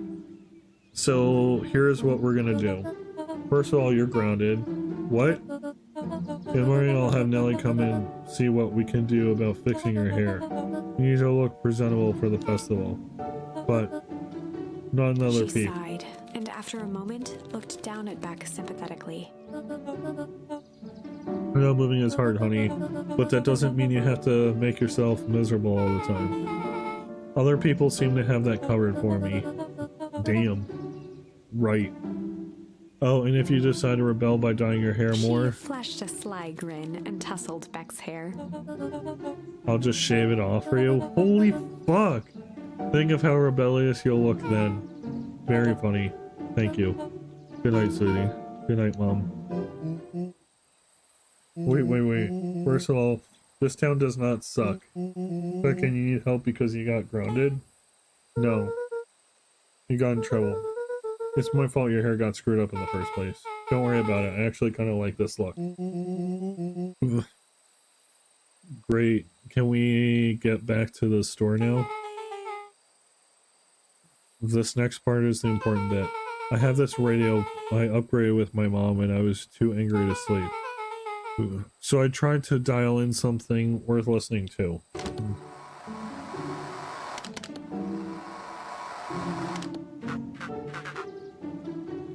Ooh! Mr. Kerr, are you there? Mr. Kerr? Yes, I'm busy. What is it? Apologies, I had the founder on the line. Patch him through immediately. One moment. Hello, sir. It's nice to hear from you. Skip the pleasantries. What's your report on our new lead researcher of deep engineering? Nellie Moto seems to be integrating nicely. At this very moment, she's working to help us meet our deadline. She offered to work overtime before I even had the chance to suggest it. Excellent. And you have faith that she's capable of finishing the work left by her predecessor? Her work must be complete before the festival. I will make sure she stays day and night until it's accomplished. Good, you know how I feel about loose ends. Yes, sir. Once she has finished the work, we need to make a determination regarding her long-term prospects in the company. Immediately, sir? I usually have more time to fully bring people into the fold. We're in the endgame, Bill. After your failures with Dr. Prescott, I can't afford to take any risks. Of course, sir. No loose ends, sir. Once she finishes the work, she will either leave the office completely committed to perennial harvest, or she won't leave at all. Perfect. Sir, if I might suggest, we should delay just for a bit. Oh? It's just, we seem to be rushing to hit this festival deadline, and rushing into things has caused some issues in the past. I see. Please understand that I just want what's best for you. I'm eternally grateful for all that you have done for me. Bill, I'll make this very clear for you. I brought you in to make things run smoothly, not to have opinions. Of course, sir. Chin up, Bill. You are only a few steps away from having everything you ever dreamed of. Yes, sir. Thank you, sir. Whoa. Yeah. Just so we're clear, when they say loose ends, they were talking about murder, right? Like actually killing someone? Capital murder? Rollo a quick elbow to the ribs. Who is this founder? Was hoping you guys would know. No, as far as we know, Kerr is the top banana at Perennial Harvest. He sounded scared of this founder guy. So we have an even topper banana on the field. The hell is my mom caught up in? Has she talked about the job much? Not really. She said she was going to come in and continue the work of someone she respected. Luca, do you think that body at the warehouse was the person Beck's mom came to replace? That would make sense. Beck, it seems like Nellie's predecessor got loose-ended. I'm getting that impression. Okay, so we need to get your mom out of there before the festival happens. That's 2 days away. Won't she just come home after work? The creep on the radio said they were going to hold her until then. So if she's not coming out, we gotta go in and get her. Flicked a large sheet of paper out of her pocket. Ooh, so we're and going slammed in. it on the Yeah. floor. Maybe this will help. You have blueprints? Well, it's really just a welcome map from my mom's PA orientation day. But it shows the layout. Sure, looks like blueprints to me. Look, here's a reception area. There's a big room marked Founder's Office. It even has the exits marked. Guys. We have a deadline. We have an objective. We have blueprints. You realize what this Rollo is, started right? to wiggle with excitement. We're heisting. This is officially a heist. Okay, here we go, chat. 6. The heist. They spent the night's end huddled around that small map, formulating a plan to infiltrate the headquarters of Perennial Harvest.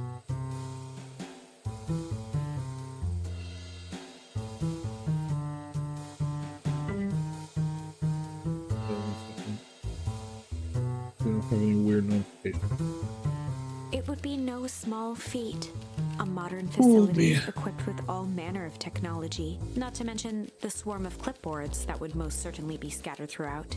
By the time the sun began to peek through the car window used as a makeshift balcony door, all were in agreement. This could just work. The final day before the festival would be used to prepare. They'd need to pool every resource at their disposal, pull every favor with a thread. Even enlist some unsavory characters around town with important tasks only they were suited for. The junk dude. Luckily, there was enough ill will and mistrust toward Perennial Harvest that alliances could be found at a bargain. Luca, Beck, and Rollo rubbed their eyes as they exited the treehouse. They Are we gonna hadn't have slept help from at our all mom? that night. The festival was to begin in one day, and they each had their assignments.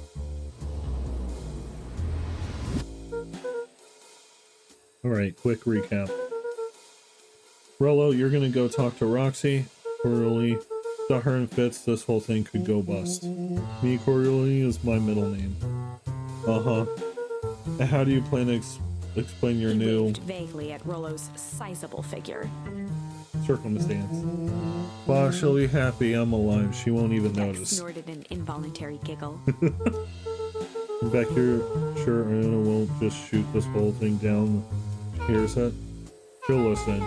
Once she understands that Nellie's in the danger we're all in, the plan will make sense. Okay. You with Jeff and Iggy? Yeah! I kind of want the end to be Iggy, like, getting revenge, even though, you know, it was a different route. How are you going to persuade them? I'll think of something. They each looked at each other with sleepy confidence and nodded. Oh, Godspeed.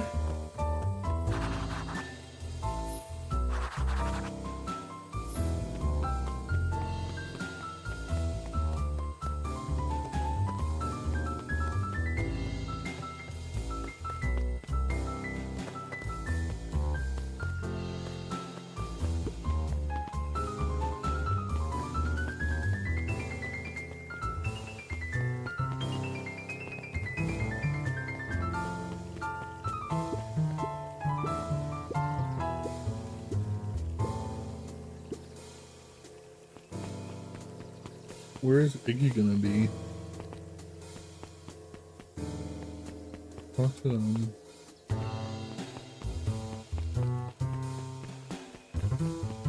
Maybe this. Can we go? Can we go in?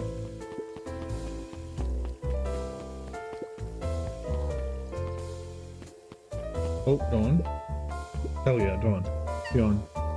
You ever wonder why an agricultural company employs an army of survey takers? The clipboards, they say they're just trying to make us happy. Do they want to make us happy? Or just figure out what makes us happy? An important distinction. Yeah.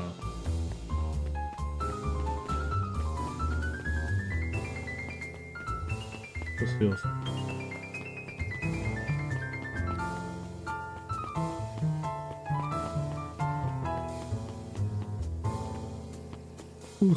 So I have to be over here. Oh, wait. We didn't go this way. I keep forgetting this is an option. Pick it for good luck. Oh, can we go behind it? No.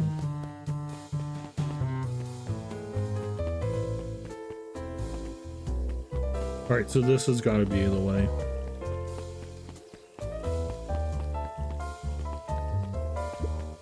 Here we go.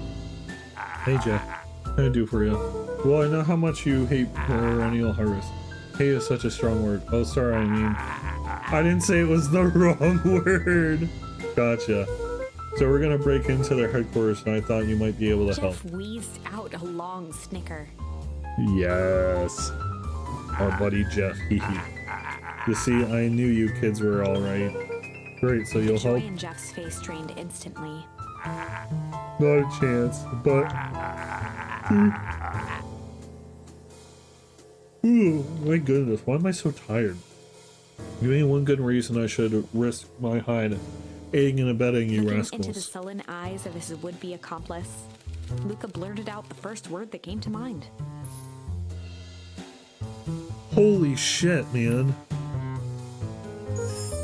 Jump. Yeah, what of it? Suddenly I've got more. King has copper. Luca wasn't ready to. He shouted out again.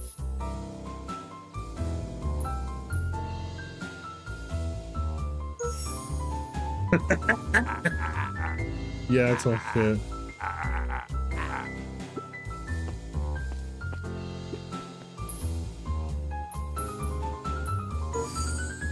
I'm guessing it's fight. No, I call Jeff's brow perked up. What did you say? Go ahead and hide Sensing then. some traction, Oh, he's calling him a Luca carried on coward. with vigor. The kids do what needs to be done. We're not Jeff's afraid. scowl faded with a sigh. Say what you will about old Jeff and what they all do, but you'll never hear him say I hid from One nothing. good stomp of the Fuck foot was yeah. all Jeff needed to drive his point home. What was it you kids needed?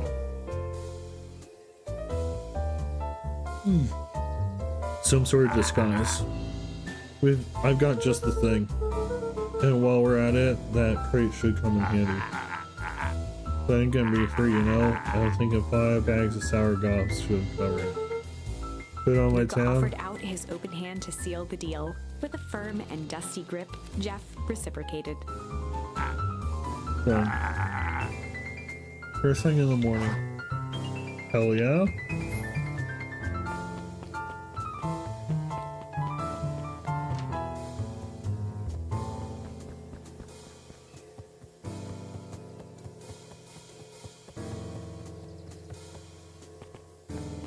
We gotta find Iggy.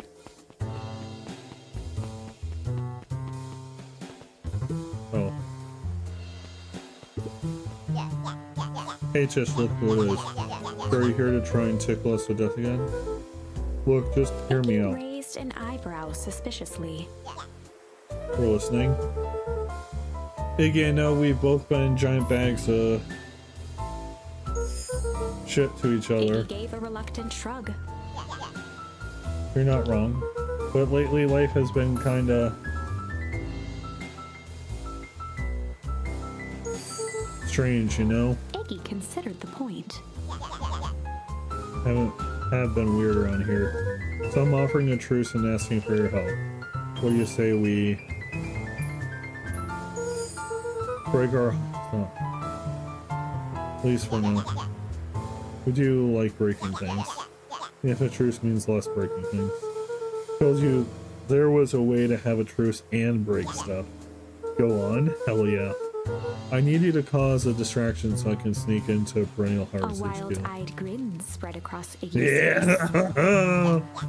my, look at Vinhor and I'm impressed. And after all this is done, maybe you and Tish can come hang out at the tree. Iggy glanced over to Tish, who nodded in agreement.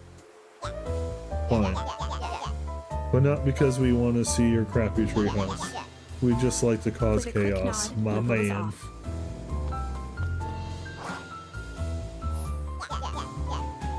You hear Iggy that, gazed Tish? up at Tish with a smile. Head out of that A single treehouse. tear ran down Tish's cheek. For this day to come. How wonderful. Hell yeah! Chapter 7. Into the Hive. A good heist requires preparation. And thorough preparation takes time, something they had precious little of. So far, everything was in order. Jeff, Iggy, and Tish all agreed to do their part. Beck radioed Luca that night with a simple and covert message. We are locked and loaded on my end. And Rollo, after a lengthy confession, managed to persuade Roxy and Fitz to help. He stowed away in mission control for the night to avoid attracting attention. Rollo, being uniquely suited for the role, would be the first to breach Perennial Harvest. The outfit provided by Jeff wasn't perfect, but a convincing disguise is 10% wardrobe, 90% confidence. Rollo took a few vigorous breaths and shook out his arms. Stay calm, Rollo. You can do this.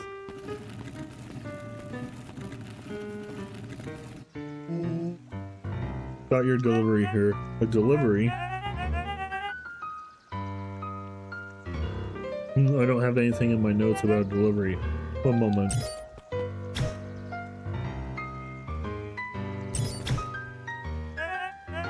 So sorry, but there's no delivery scheduled for this morning. Right. He had to think quick. This goes directly to the founder. He asked that it be kept Rollo secret. sighed, adjusting his tool belt. You know how the founder can be. I suppose we can leave this one off the records. Our harvest awaits, and such. With a stroke of his mustache, Rollo proceeded into the Perennial Harvest headquarters. Damn, that was easy. Our harvest awaits. For the founder. Oh, I didn't hear anything. Need to know kind of thing. I'll just He check stammered and flipped through the pages of his clipboard. directly to the founder. I don't have time to fill you in. Oh, I see. If you could just Rollo interrupted with urgency in his voice. try with the forms. Look, if you want to explain to the founder why I'm late, well, it's your funeral. I'm sorry. Did you say your name was again? Rollo panicked.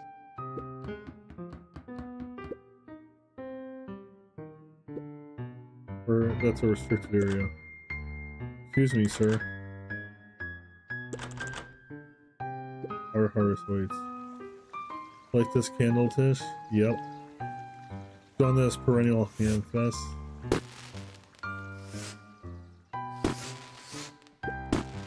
The distraction was enough for Rollo to regain his confidence. Just open the damn door. Got a job to do. Clipboard fumbled around in a frenzy. Hi. We'll check on that noise. Oh, come on. Just buzz me in already. Okay, okay. Ha ha ha. Phew. That was close. Our harvest awaits. Hey, I figure when in doubt, stick with the classics. It was a close one, but you pulled it off. Nice work, Rollo.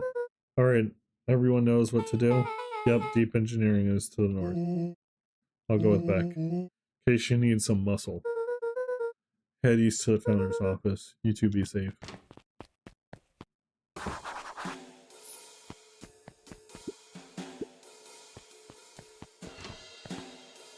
New area!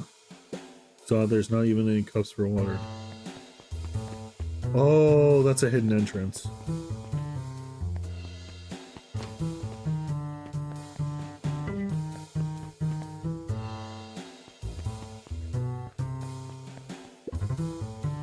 To nowhere, what's going on here? Just some sort of game.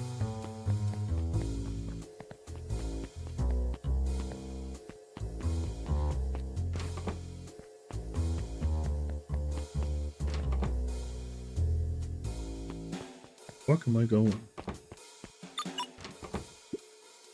Solomon stopped in his tracks. Luca? What are you doing here? It's a long story. Are you A okay? veneer of confusion flashed across Solomon's face. Oh, he's the founder, though. His words rushed out dramatically. No, I'm most certainly not okay. Some strange people grabbed me and... Were they in hazmat suits? Yes, how did you know? They brought me here and locked me up, and when they were distracted, I ran. Dang, okay, you should stick with me. We've got a plan. Solomon's facade briefly faltered. We? Yeah, Rollo and Becker headed to deep engineering. Thank heavens you found me. We've got to get out of here. Can't leave just yet. They'll catch us again. I've got to do something first. When you were running, did you happen to see a door marked founder? Founder, why are you looking for him? I'm not, I just need to get into that office. I didn't mention I do. I think I saw a door that said founder. It was just down this Luca way. happened to notice a plaque above the door. The founder. Comes with come. Here it is. So it is. Pretty lucky I ran into you. I missed it. Luca tried the handle. What? Solomon leaned forward to examine the mechanism. Regrettably, it seems to be some sort of electric lock. I don't see how we could possibly defeat a lock like Luca that. smiled and looked at his watch. Just wait a minute.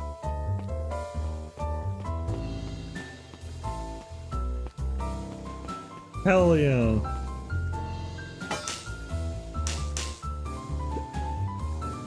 You know what sort of funny business you're up to. But I like She it. mimed a quick hat tip and ambled off with a whistle. Howdy. Good afternoon. Yeah. The light on the keypad changed from red to green. How did you do that? It's good to have friends. So let's get inside before someone spots us. Luca switched on his walkie-talkie. Hello, I'm in. Expected there's a control panel. Brian, we're stuck at lock door mark 24601. Get us through. Catches us. We should get out of here. I'm not leaving my friends all in. On the computer screen, a green cursor blinked in a password field. Don't have a way to get around the password. Luca pecked out his best guess. Underground secrets. The screen blinked to life. Holy Columns shit, of green man. numbers glowed on a black background. How did you just guess that? Oh, it's this absurd password Rolo heard when he was down here before. It's funny how someone arrogant enough to call themselves the founder uses such a basic password. Or they were thinking several moves ahead, not expecting anyone to guess something so simple. These villain types always end up outsmarting themselves. Solomon's jaw clenched into a half smile. Your powers of deduction are as impressive as your Luca luck. quickly scanned the columns for number 24601. To do it. Bingo doors open, Luca, you never fail impressed. Slippery law, even doing it here. If you have a friend whose mom is in trouble, we're here to get her out. I see. Okay, Luca, I think we're close. The next door is marked 13. Once again, Luca scrutinized the numbers on the screen. In that moment of distraction, Solomon reached forward and pressed a large red button. One opens lock. Oh man, crap! We've got company. Luca must go faster. Can't think of all He that quickly noise. skimmed the screen with his finger. Go, go, go. Following hands my apologies, Luca. Step up. I know you were just trying to help.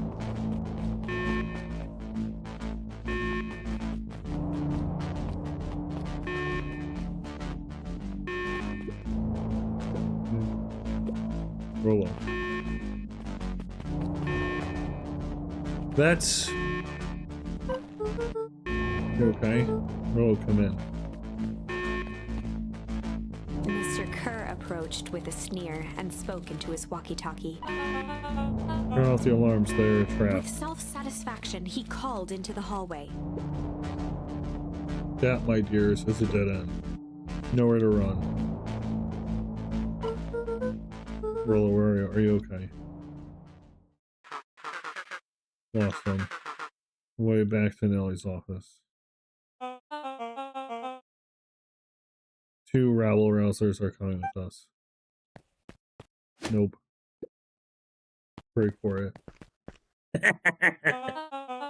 Did that little shit just kick me?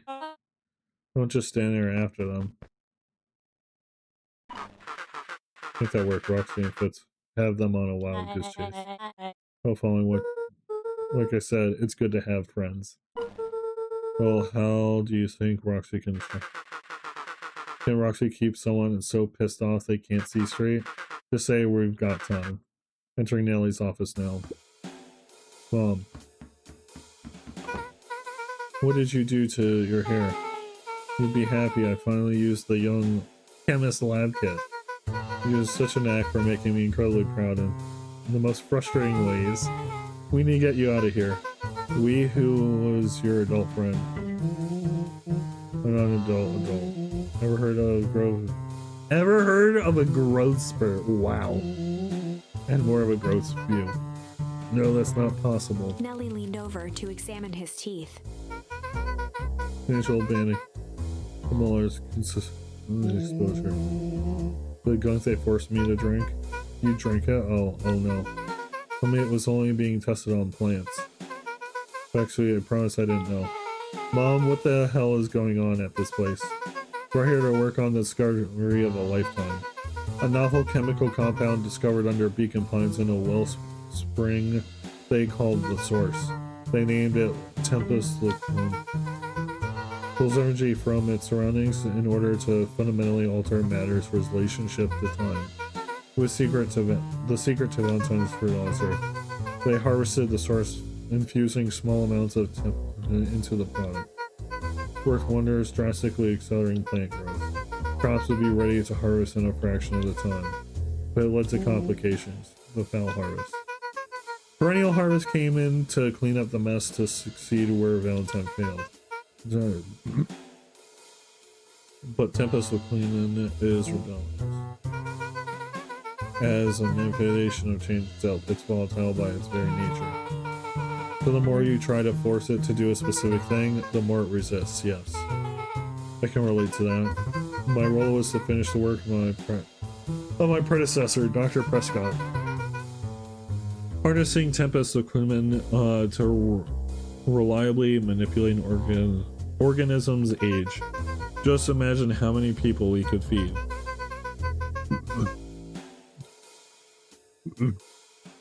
Mr. Kerr is very insistent that we achieve a successful result before today's festival.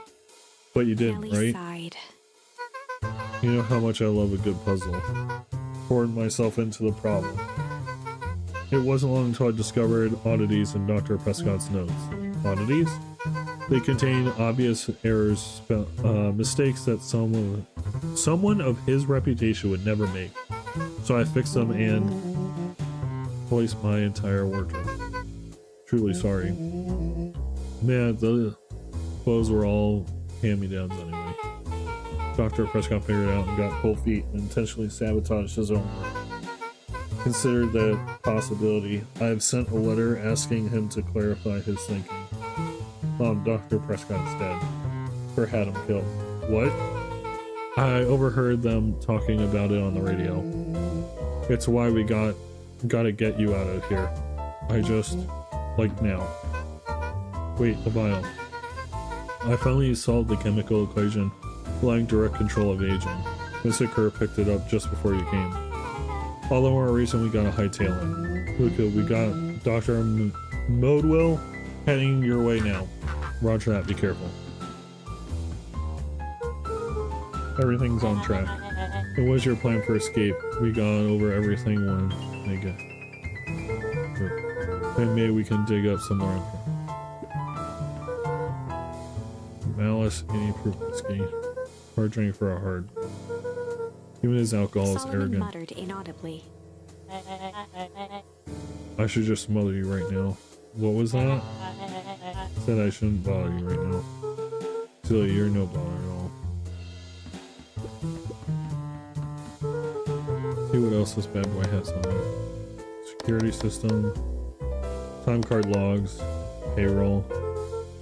If we're being so evil, this guy sure is Solomon boring. once again muttered under his breath.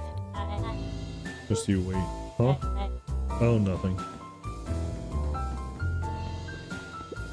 Luca tugged on each of the cabinets. It must be the good stuff.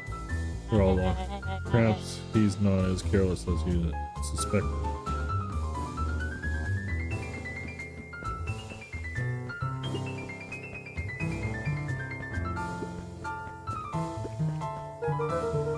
Hunter was helping Kerr plan the festival. Would such a secretive leader be obsessed with the party? Only time will Luca tell. held his hand up to the ashtray. Still warm. He must have been here recently.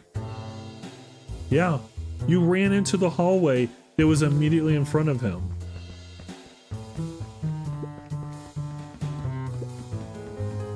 Is that anything else before I talk to him? 'Cause I have a feeling.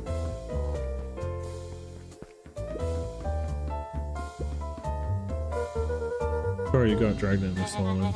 You needn't worry about me. Feel bad either way. We're gonna get you out of this, I With a promise. subtle, quivering lip, a smile crawled across Solomon's face. They heard the trampling of frantic footsteps from the hallway. Lock it, lock it, lock it. Locked. That was close. When we left Nellie's office, it was swarming with clipboards. We barely got away. Did they follow you? Rollo. Started tossing blame around. Is it possible someone ordered a pizza? Here are your thoughts. Definitely not pizza. What now? Don't look at me. I'm officially retiring from the heisting business. Sorry for the inconvenience. We just have a few questions. Just let me think. Can someone watch the door? Of course. Oh no! What else? Huddle up.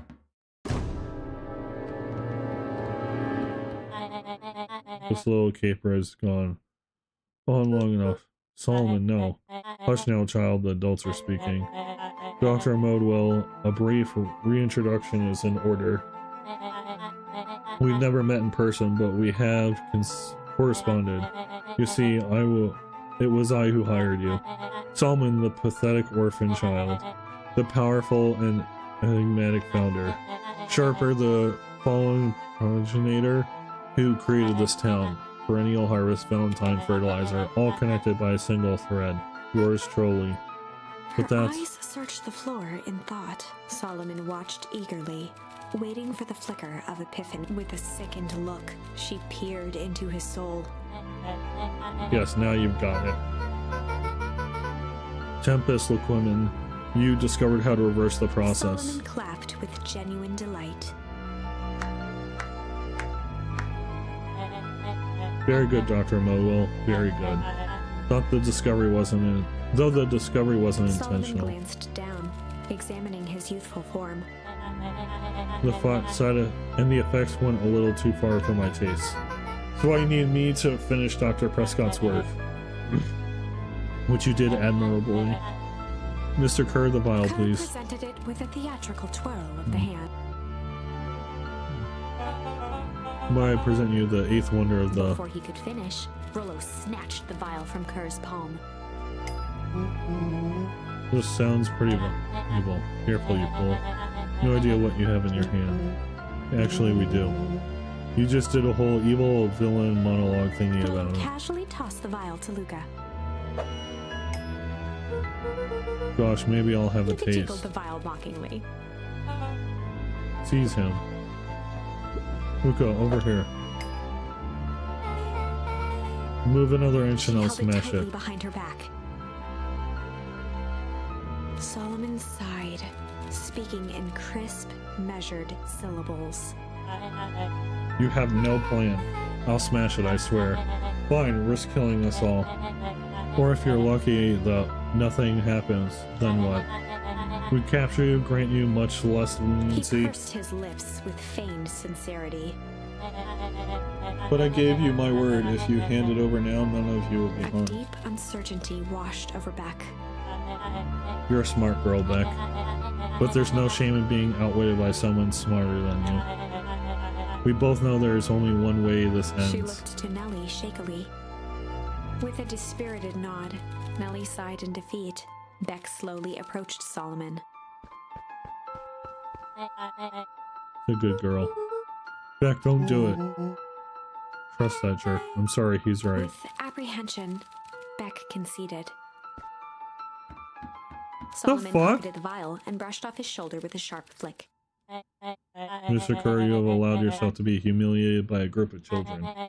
Report to my office tomorrow for a performance The reveal. blood drained from Kerr's face. Of course, sir. But first you have a speech to make. Trot out there and give me the introduction I deserve, and don't forget to smile. Yes, sir. I think all this is thanks to the efforts of Mr. Van Horn. Understand how is this all because of me? Ah, I said, Mr. Van Horn, silly child. Dr. Walt Van Horn, your father was always a thorn in my side. I offered him an opportunity to be part of something great. But the fool is blinded by righteousness. He even broke into my laboratory in an attempt to sabotage my work. Solomon shook his head with gratification. But the universe has a funny way of correcting course. By meddling with a force he didn't understand, Walt showed me its true potential. As fate would have it, Luca, your father's dying act was to grant me A eternal muffled life. applause resonated faintly through the walls. Well, that's my cue. After the festivities and my subsequent ascension, I will return to deal with you all. Till then, I suggest you use this time to reflect on your magnitude of your failure. He posts outside the door. So we have time to figure it out. Oh crap. We have the control panel.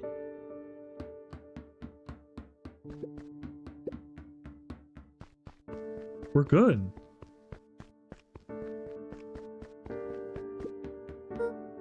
Hey, sorry Luca, what I had to do.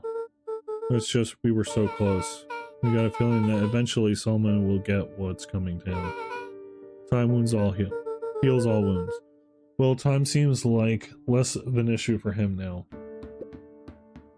Nellie was staring at the floor, deep in thought.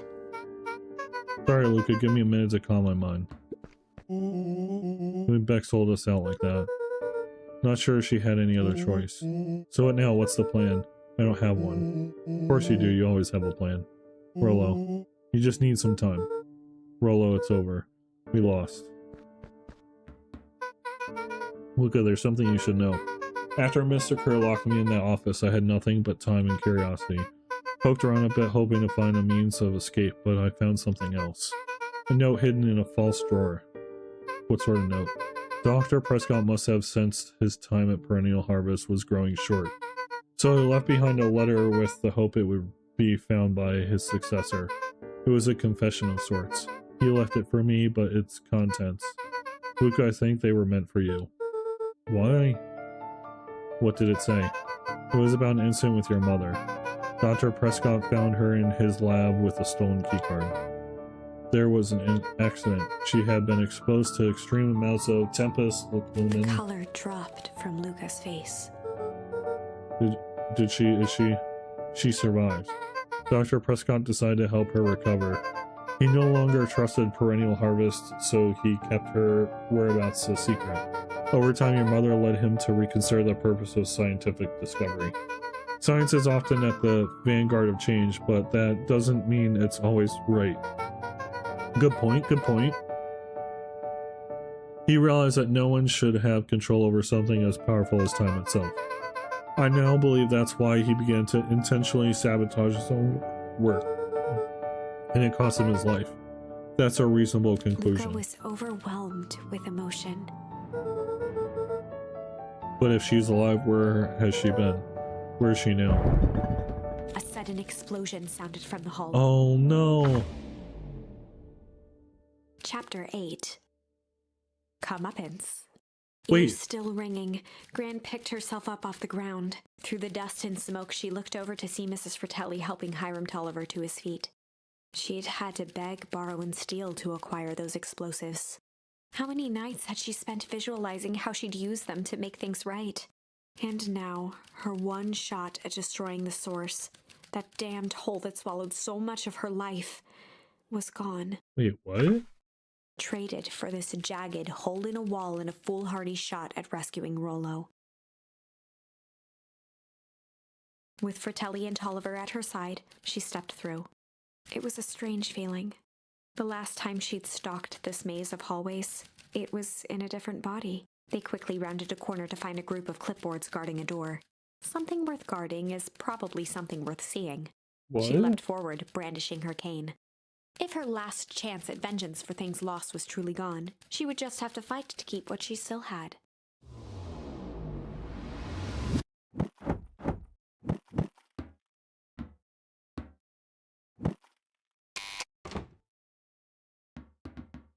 Oh! Gran, what are you doing here? Luca, what are you doing here? We're here to save Nellie. We're here to save Rollo. Hey, Miss Luca's Gran. Ooh, that's awfully but I'm fine. Oh no, what did they? Gran, there's no time to explain. We have to go now. Come on, everyone, we've got a party to crash. They made their way out from deep within Perennial Harvest, just as Solomon finished up his speech. We can dispense formalities from here on out. Solomon pulled a glass vial from his pocket. Try to stop him. In one smooth motion, he downed its contents. A triumphant smile grew across Solomon's lips. No. That's it, we lost. I wouldn't be sure about that. Wait, what? With a mischievous look, Beck elbowed Luca. Remember when I had the vial behind my back? What the?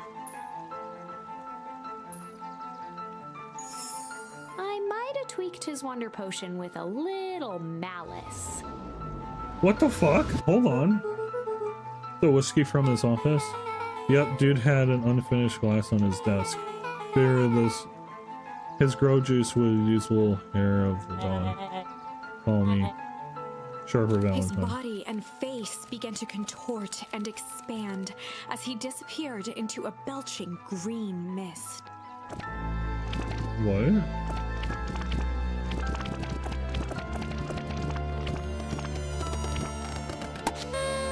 Wait, what?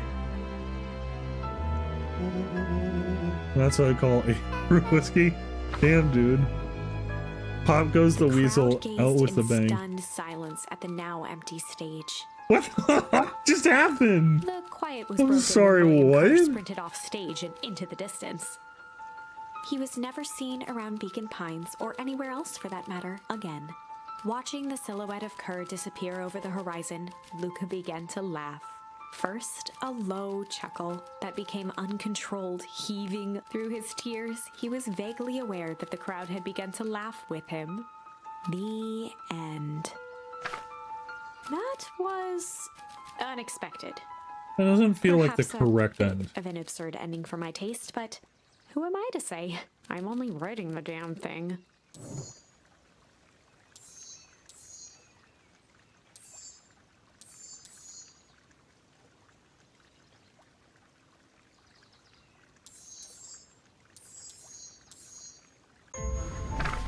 Okay. Put junk. I think change is the correct I one. might have tweaked his wonder potion with a little junk. Didn't realize his dang own cigar ash. The vial. Easy to mess with the vial when it was behind my back. Oh, that's sneaky. It's a bad habit anyways. Paul always says, bad habits are like 50-yard field goals. Huh? Hard to kick. Call me Sharper His Valentine. body and face began to contort and expand as he disappeared into a belching green mist. Oh man.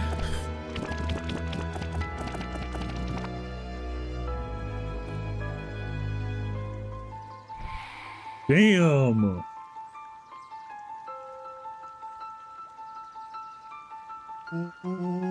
That's one way to kick a bad habit. As the last of what was once Sharper Valentine wafted into the air, the crowd began to disperse. Yeah, change is the right still one, numb obviously. from what they had just observed. Sharper Valentine was gone for good. His end would be a new beginning for Beacon Pines, a new chance to let go of the things they had lost and grab hold of a new future. The end. Weird. Well, I'd be lying if I said that wasn't a bit gratifying. If that feels to you like a good note to end on, I won't stand in your way. All right, chat, the final option. I might have tweaked his wonder potion with a little. Oh, is it her change. hair? Like pocket change? Your unlucky penny? Yeah, I plopped in the... Oh! Ew. That's the beauty of science. Now we observe. His body and face began to contort. Alright, chat, here we go. The big reveal.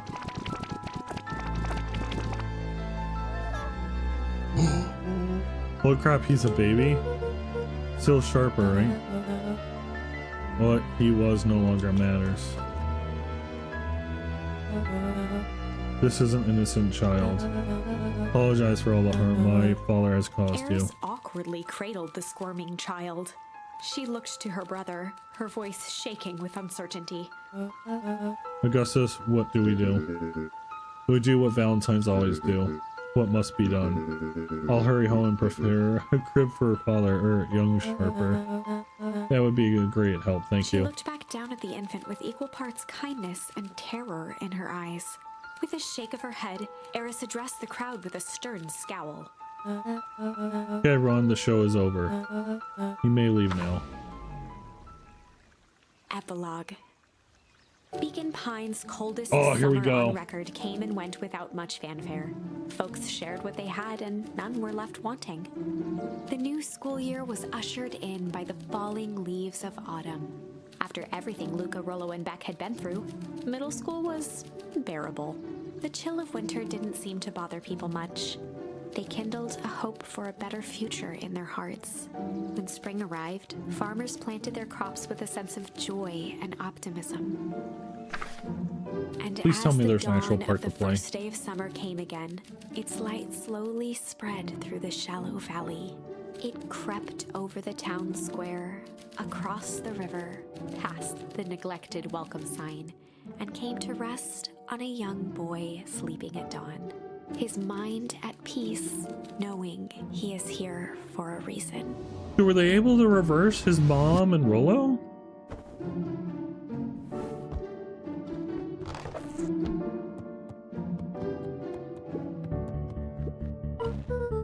Roller, have got Roger out. It's a beautiful day at Mission Control. I'll be there in a minute. Oh yeah. Let me go to the bathroom real quick. I'll be right back.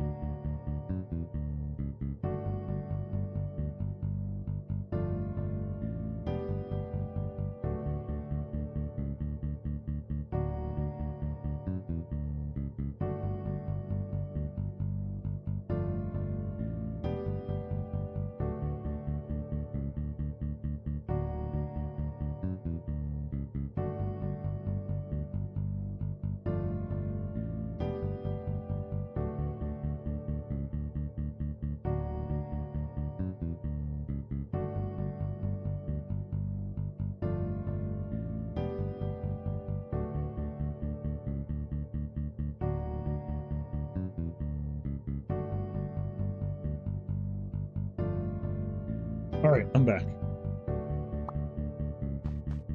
Finish this bad boy. Oh. Over time, Eleanor began moving Walt's old things out of the closet and into storage. Can we? Eleanor had moved back into her bedroom, and now that she wasn't sneaking out late, she even slept there most nights. Oh. I wonder if there's one final thing, decision tree thing to find. I'll look at the achievements after.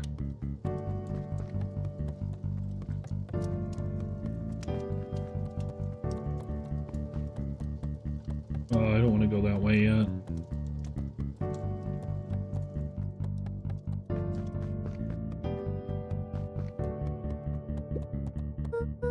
Well, I'm ready to go now. You're going without me, I'll meet you there. Got a batch of jam to finish jarring. It's funny. I only started making jam as a way to send messages without anyone noticing, but now I enjoy it. Hell yeah!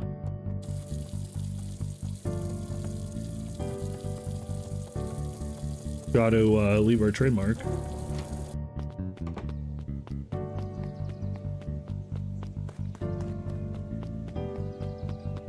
The only way.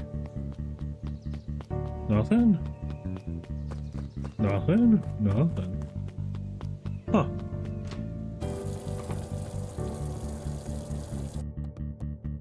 Okay. Can we go see Dad real quick? Oh, I guess it's not even... I guess it's not even Dad. Damn. Wait, what? His gravestone's gone. Wait, what? Does that mean that they, that it was moved back to the right spot? Hold on a second. Oh, wait, what? Could we always go back there?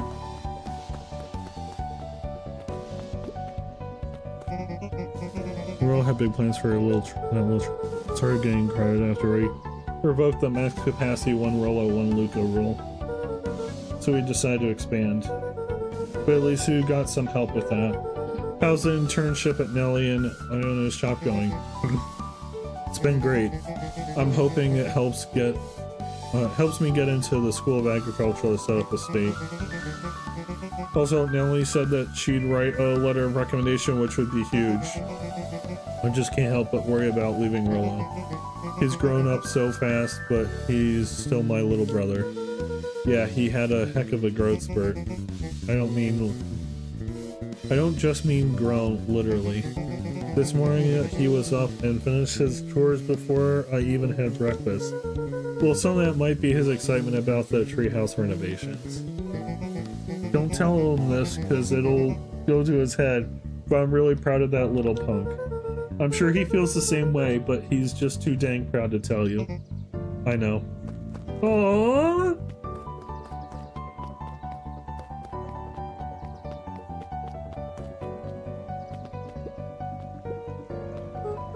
Hey Gus, how's the tree planting going? Couldn't be better. I'm so grateful to Iona and Nelly for letting me help. I just wasn't built to be a mayor. Too much bureaucracy. Guess we finished cleaning up the sidewalks. What's When next? perennial harvest collapsed, most of the clipboards skipped town. But some stuck around and dedicated themselves to making things right. Anyone with an knack for art can help paint the new offices. You can count on us. Well, it looks like you really found your calling. I never really felt comfortable telling people what to do. Now this right here, this is something I can be proud of. Do you think the other house is like renovated and fixed up?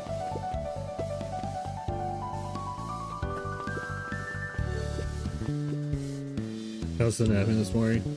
The most underrated part of a good nap is the view. And the view's getting greener every day. Nice.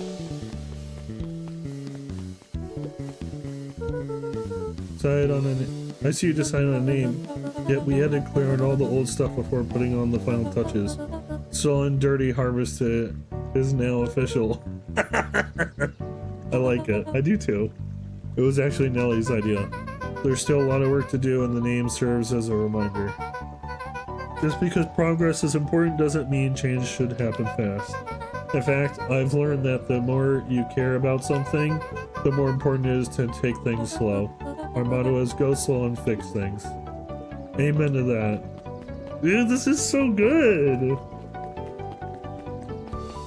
This is such a rewarding ending. Oh, the building! Not Delia. Fuck you! I wanna go see the town. Fuck you, game. Let me go see town. Oh. Get this. I managed to reel in an actual fish this morning. Seriously? My goodness. Oh, there's gonna be bugs too. Fish. I don't think I've ever caught an actual fish here. It's been at least 7 years since I caught one. Say it's a good omen. What are you gonna do with the fish? I release it back into the pond, hoping to catch it again tomorrow. Is there anything hidden here? Luca gently good for skim. This is dead. Okay.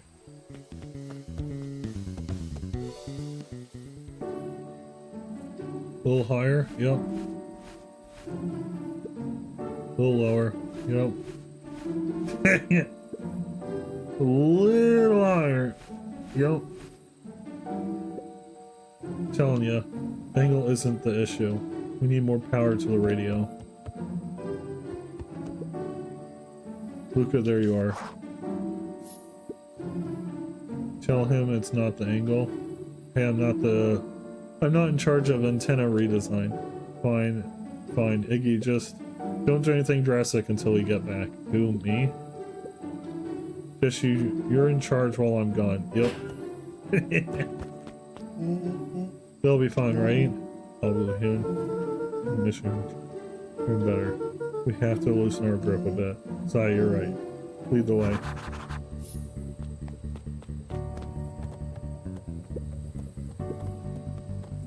Dude, this is good. Is there a new special interaction? No. Oh, wait, we didn't try and talk to them. No, we can't.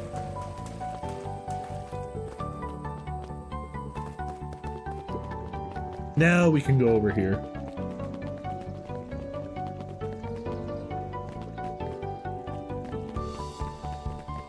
I want to talk to her, you know. Oh, what? Wait, what? Did you want a biscotti on the house? By the time. Dario, you gotta come see this. Finally did it. I pulled the perfect espresso. Oh, Lumi. If I didn't know better, I would think you're proud of something. As if I know. It's too late. We are now officially a person. You are now officially a person that cares.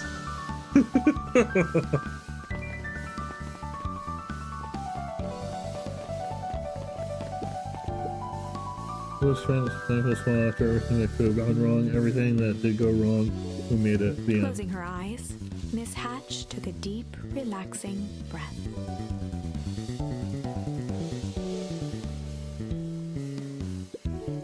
Hello, good. How are you? Good, actually. That's wonderful. Did I miss anything? I think you're pretty much up to speed. Young Mr. Van Horn, how's little Solomon or Shaper doing?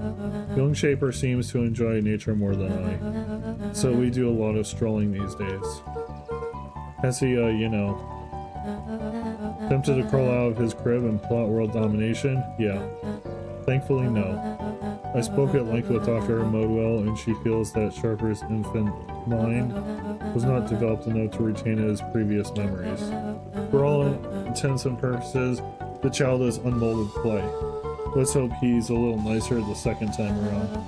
That's the objective, yes. But really, all I can do is try and help. 2 activities I'm endeavoring to find less distasteful. Well, I think you're doing a great job, and the whole town is ready to help out however we can. I can't wait to teach him to throw a baseball. Eris did her best to ignore the tears welling in her eyes. That would be acceptable.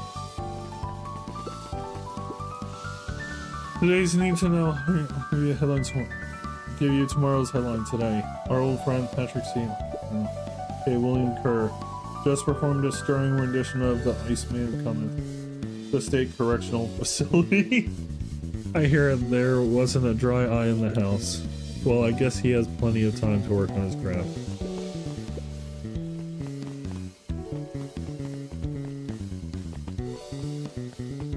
Hey, Don. Yawn.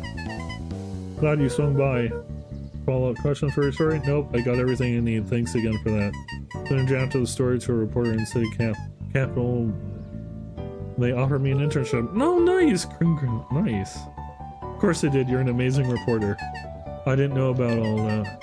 Story about a phony corporation that picked up an entire town of people and moved them to cover of a massive illegal mine shaft full of incredibly hazardous chemicals. Sort of writes itself if you think about it. Just don't forget us when you become a fancy big city reporter. Capital City isn't that far away. I'm gonna have to come back from time to time to check in. See what sort of new trouble you've gotten yourself into. Sorry to disappoint, but my adventuring days are over. Ha, we both know that isn't true. You say that. Call it a reporter's intuition. Mrs. Fratelli glowed with a carefree smile. Is that your suitcase? That is 2 weeks of unencumbered tranquility. Excuse me? Would you like be so kind as to take my order? 2 weeks of San Margaritas and forgotten obligations. Excuse me. I'd love to place an order. Mrs. Fratelli sighed with a zen-like calm. Just as soon as the lunch rush ends, it'll be a feather on the wind. You're going on vacation for the first time in years, and I've got you and your mom to thank. Why's that? She didn't tell you yet? You two are gonna fill in for me at the diner while I'm gone. Just like old times. I know, wait.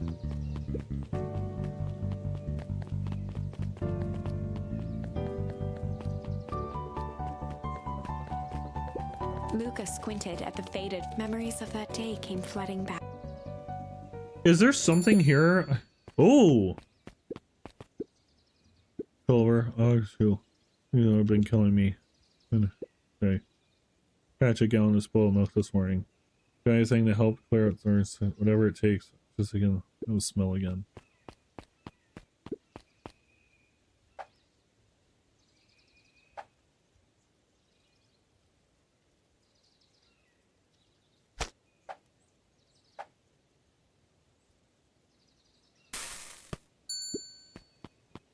Hopefully. What's wrong? On something that's really...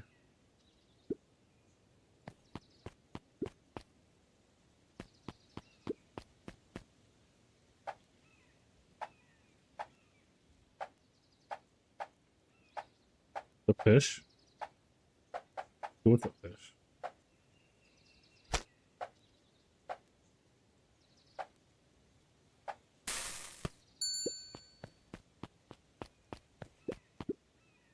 One, a cod for the common cold. Oh, why? That's spicy and stinky. Sorry, I'll try again. No, don't you see what this means? I can smell again. Like your father isn't the only one. Cash, what can I get you? Oh, I'm not terribly hungry. Something snack size if you don't mind.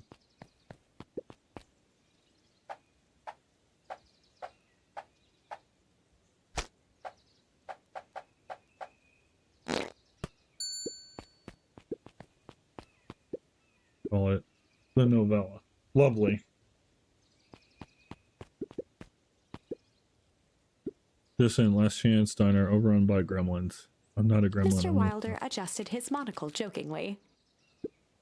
And corrected. In that case, believe I have a craving for a burger in the right place. Indeed, have a nice juicy or a chocolate onion. You got it.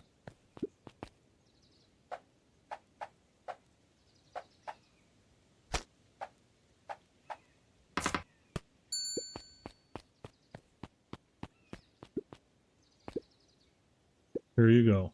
Call it the Wilder. No, I love a good byline. Thanks. Hookah.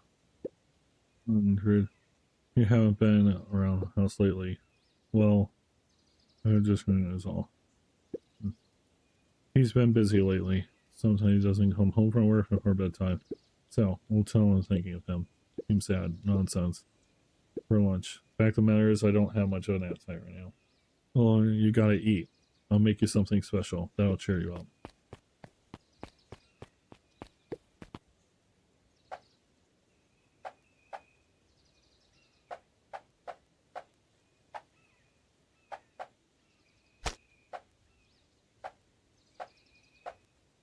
No.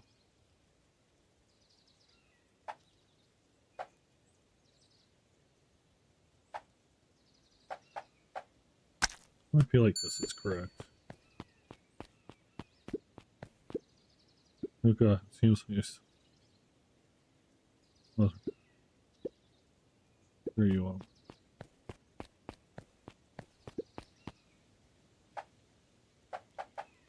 I feel like this. Oh.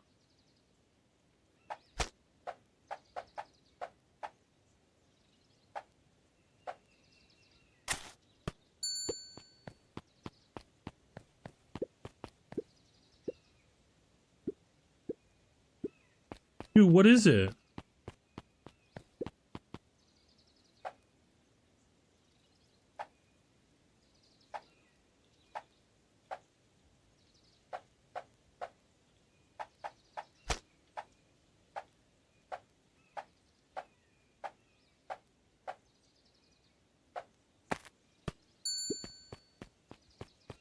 That it?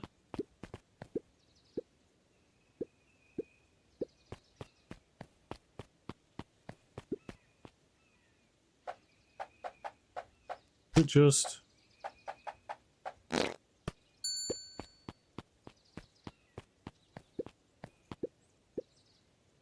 You're looking at you, kid. Mr. Nuncreed reached down and patted Luca's shoulder with an Oh enormous wow, hand. that worked. Guess so. Roll on my plate. Child, I'm only gonna play this once. Well done, burger. Got it. I mean it. Well done, no problem. Regret. Oh, beyond recognition. One burnt coming up. Almost. Yeah, that sounds like her.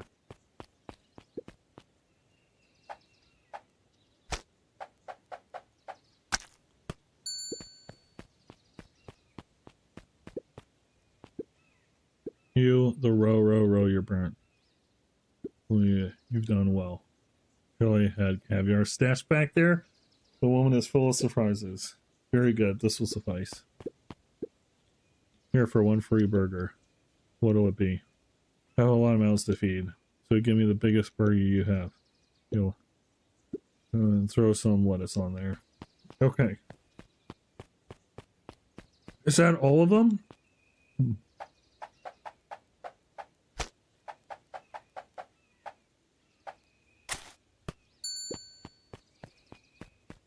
Did we use bacon? Call it. But too much is never enough. Humanity, thank you. Oh, finally. Like we got everything we need. These folks. Got everyone. You made. On earth did you put on the burgers? I just used what was lying around. Oh dear, that can't be good. Thanks again, Luca. Best burger I ever ate. Really competent. Seems happy. You really are a remarkable boy, aren't you? Yeah! Yes, chef. Satisfy all customers on the cooking minigame. Hell yeah. Closing up the... Hold on. What's the... Is there anything hidden over here? I feel like there is. No? Okay. Okay. Let's go down, because we need to go to the right next. Oh, the tent's gone. Can you tell Roxy I'll be free in an hour? Sure thing. Yes, for summer. So it builds character. I mean, builds character. Back for a second, it was not too much trouble. It's time. I don't understand the appeal of ice cream. It serves no purpose, other than to be briefly enjoyed and then it's gone. But it's pretty tasty while it lasts. I'm inclined to agree. One last time. But good luck. Can I see you a delicious apple? He playfully waggled an apple. Thanks, just saying hello. Well, hello then. You dram already? Oh yeah, you used to hide this stuff in the back. Terrified that someone would find out our little messages. Now everyone wants their hands on Eleanor Van Horn's famous pie jam.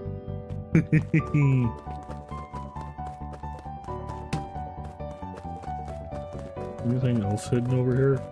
I feel like there's gotta be something back here now that the tent's gone. Alright, so let's go talk to Roxy. I want to see if that's like a nod that for something special. Oh shit, where'd she go? I guess we'll find her in a bit. Hold on, no.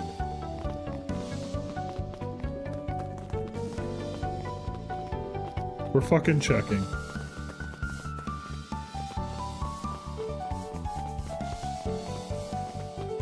Okay, she's not here. Where is she? Where is she? She's not here. We not... I bet you like the final thing is we leave town. Okay, so Roxy's not there. Let's check back up at the cafe, just in case. I doubt she's up there, but... No. Where was Rollo's house? Check there.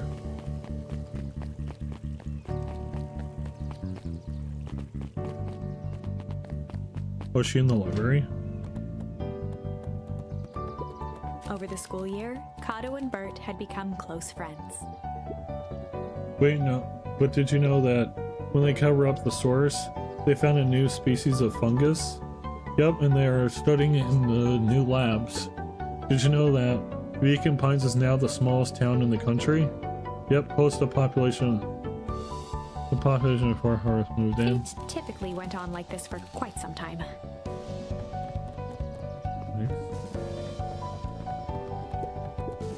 Luca peeked over Piper's shoulder. Laid stealthily inside a large volume of mathematics was the first issue of Hank Atomic. Hell yeah! Are you reading Hank Atomic? Do you mind not telling anyone? Kinda got a reputation to uphold. Oh, it's nothing to be ashamed of. Just about every kid in town reads Hank Atomic. Honestly, I'm excited for you. what I'd give to start over fresh, to experience it for the first time. I guess that's the downside of finishing something nice. At least now I can enjoy it again through you. Right? Promise to tell me about it as you go. Sure thing. Is that why streaming and Twitch is so popular? Can't believe it's over. Yeah, the town's really starting to turn a new leaf. Now I was talking about Hank Atomic. I just finished the last issue. How was it? As great as always. Hank finally returned to Earth. But I just feel weird now. Weird it can be cool. It just means you're ready for something new. Any suggestions? Could be, you could ask Miss Hatch about what she's always reading. She seems to really enjoy it. Maybe I'll do that.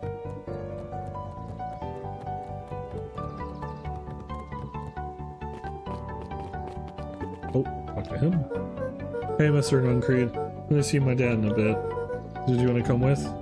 Even after everything I did, you'd still... Mr. Nuncreed shook his head. You really are your father's son, aren't you? I don't think I'm ready for that yet. Well, you're always invited. I bet he'd love to hear from you. I'll visit Walt in my own time. You run along now. Aww. Oh, what?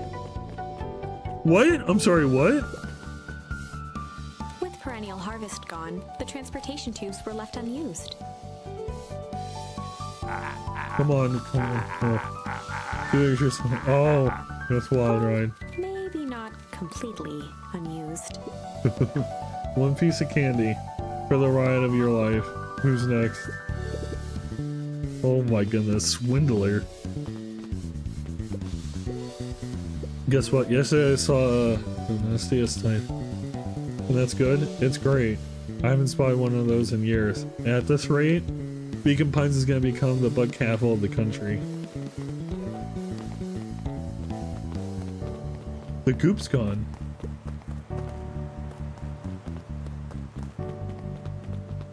Anything hidden over here? That's gone too. Can we go this way? No. It looks like you can go that way. Hold on. Can we go this way? No. How can you not go back to the factory? Alright, away we go.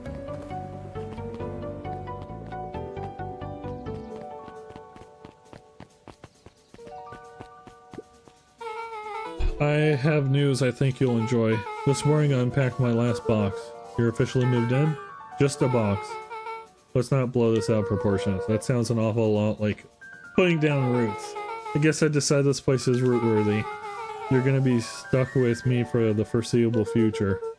I do have to warn you, most years aren't going to be as interesting as this one. I think I'll manage. Ready? Before we go, there's a bit of a surprise. Ooh?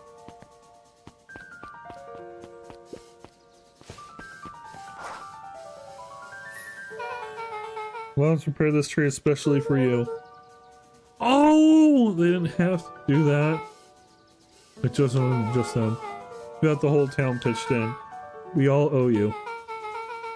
It should do okay in the cold of old Beacon Pines. And it'll thrive as things warm up. That's perfect. Beacon Pines. Oh, wow. So it's still snowy?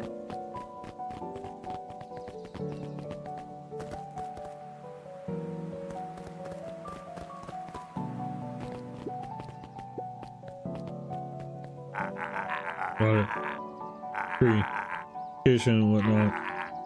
This ride's on the house. You're gonna want to hang on tight to that little tree. Hell yeah!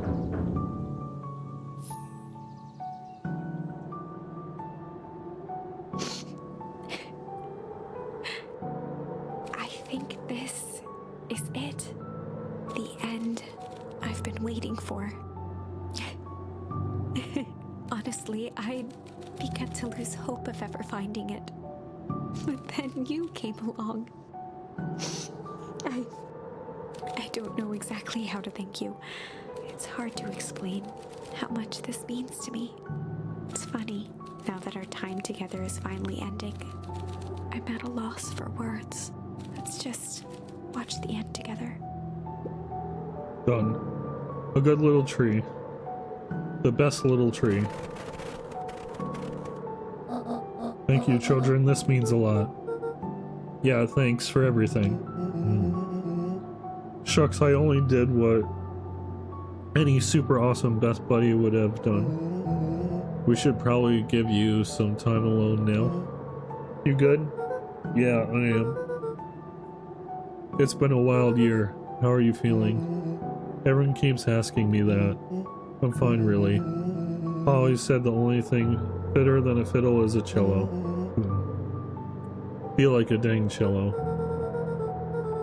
Well, if you ever stop feeling like a cello, for you.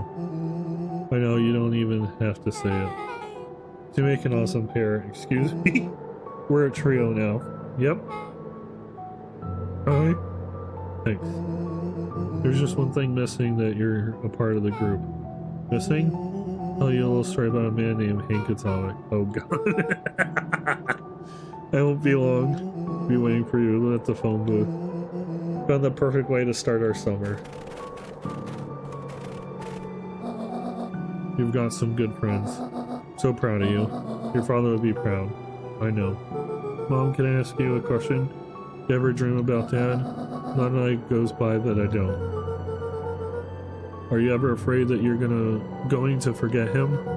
Forget what he looked like? Forget his voice? No, because so much of him lives on in you. He loved that old tree, but I know he would have loved this one more. Because his two favorite people pointed it. I'll give you two a moment. Wow.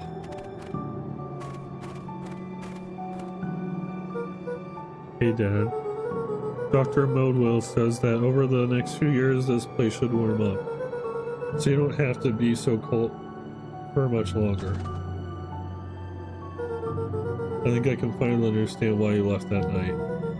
There were things you believed in. Big things. Those beliefs were the things that made you you. If you wouldn't have stood up to Sharper, stood up for what you believed in, you wouldn't have been the same person anymore. You had to go. But that didn't mean you loved us any less.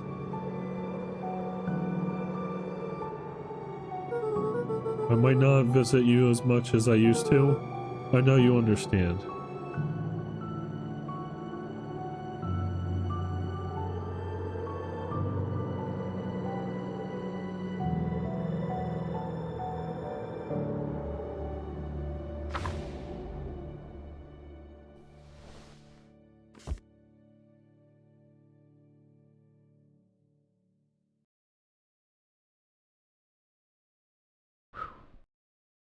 Damn, what a good ending. This game is amazing. Oh my goodness. I'm gonna have to look up the developer and see if there's a sequel. Or just another game that they made in a similar style. Fucking amazing, man.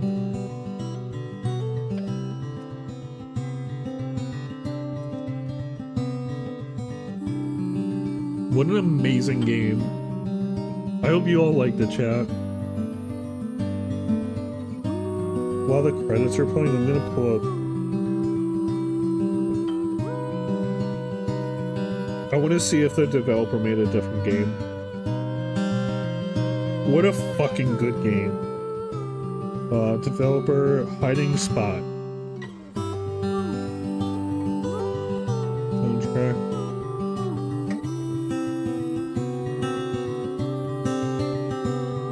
This is their second game. Interesting. Oh no. Oh no, yeah, Hiding Spot Games.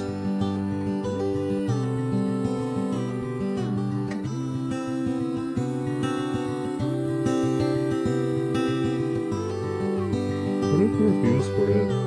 I think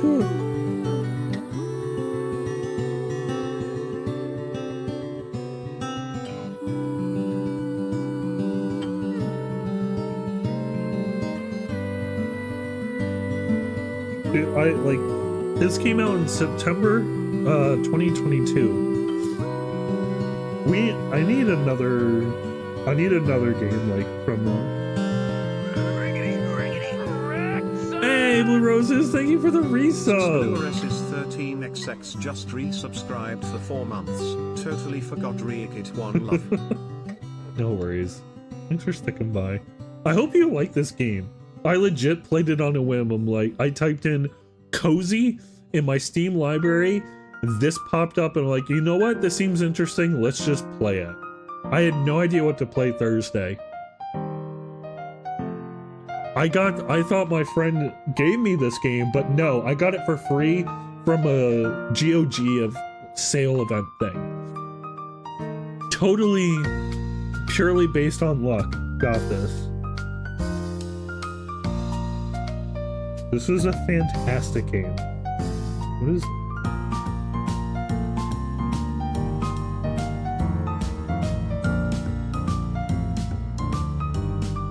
Good.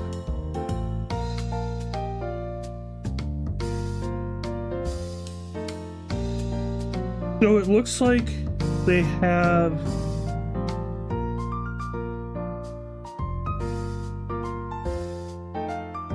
a different game called Limbo Pines,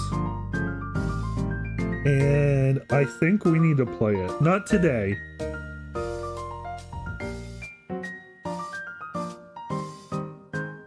But I think we need to play that. Yeah, I'm gonna add this to my wish list. What a fucking amazing game. Souls of Culebra, Culebra and the Souls of Limbo. Oh, that's why the bundle is called Limbo Pines. Okay. What an amazing game.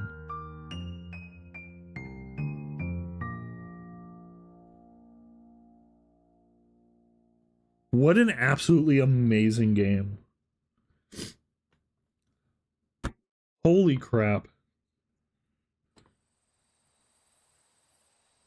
And then... Oh.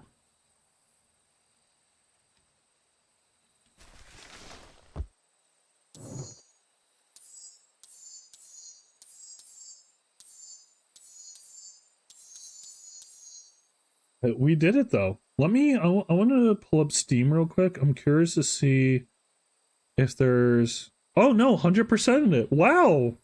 Such a good game. I like that the achievements, I don't know, it sounds dumb and silly, but I like that the achievements are easy. It feels like it's about finishing the story rather than some big thing. Such a good game.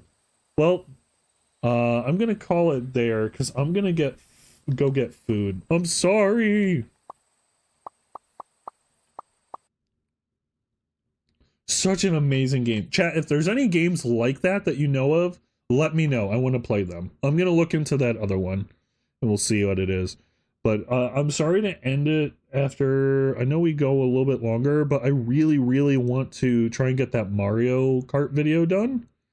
I think it'd be a lot of fun to do that and have that ready.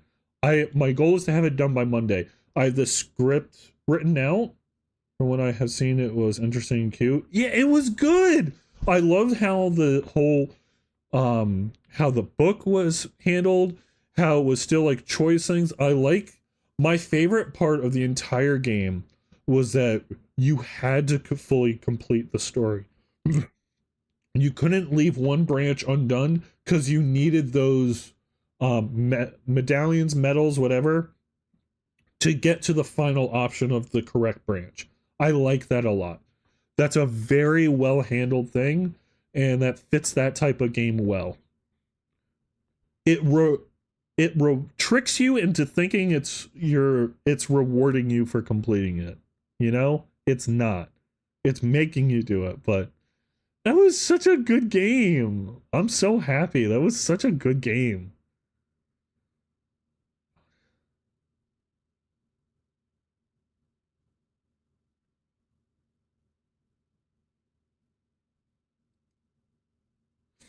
It was such a good game. Let me see what this person's playing. If it's something similar, we're gonna rate them.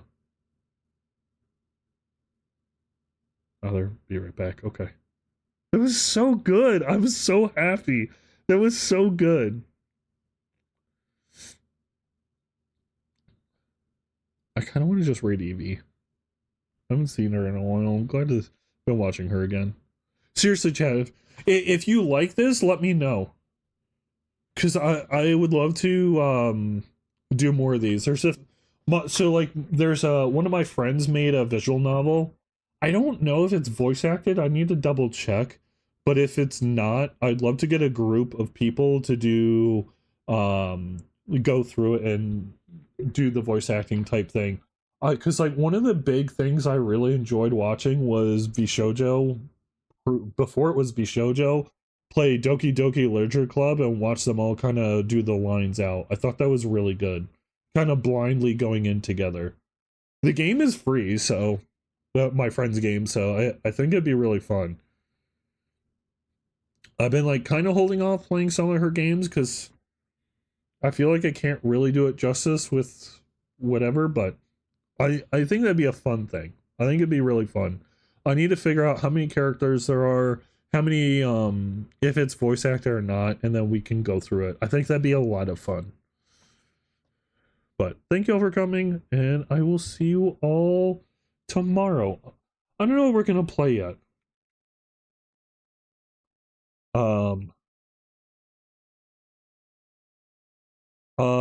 I'm debating between another like little game or a retro racing game. I don't know for sure.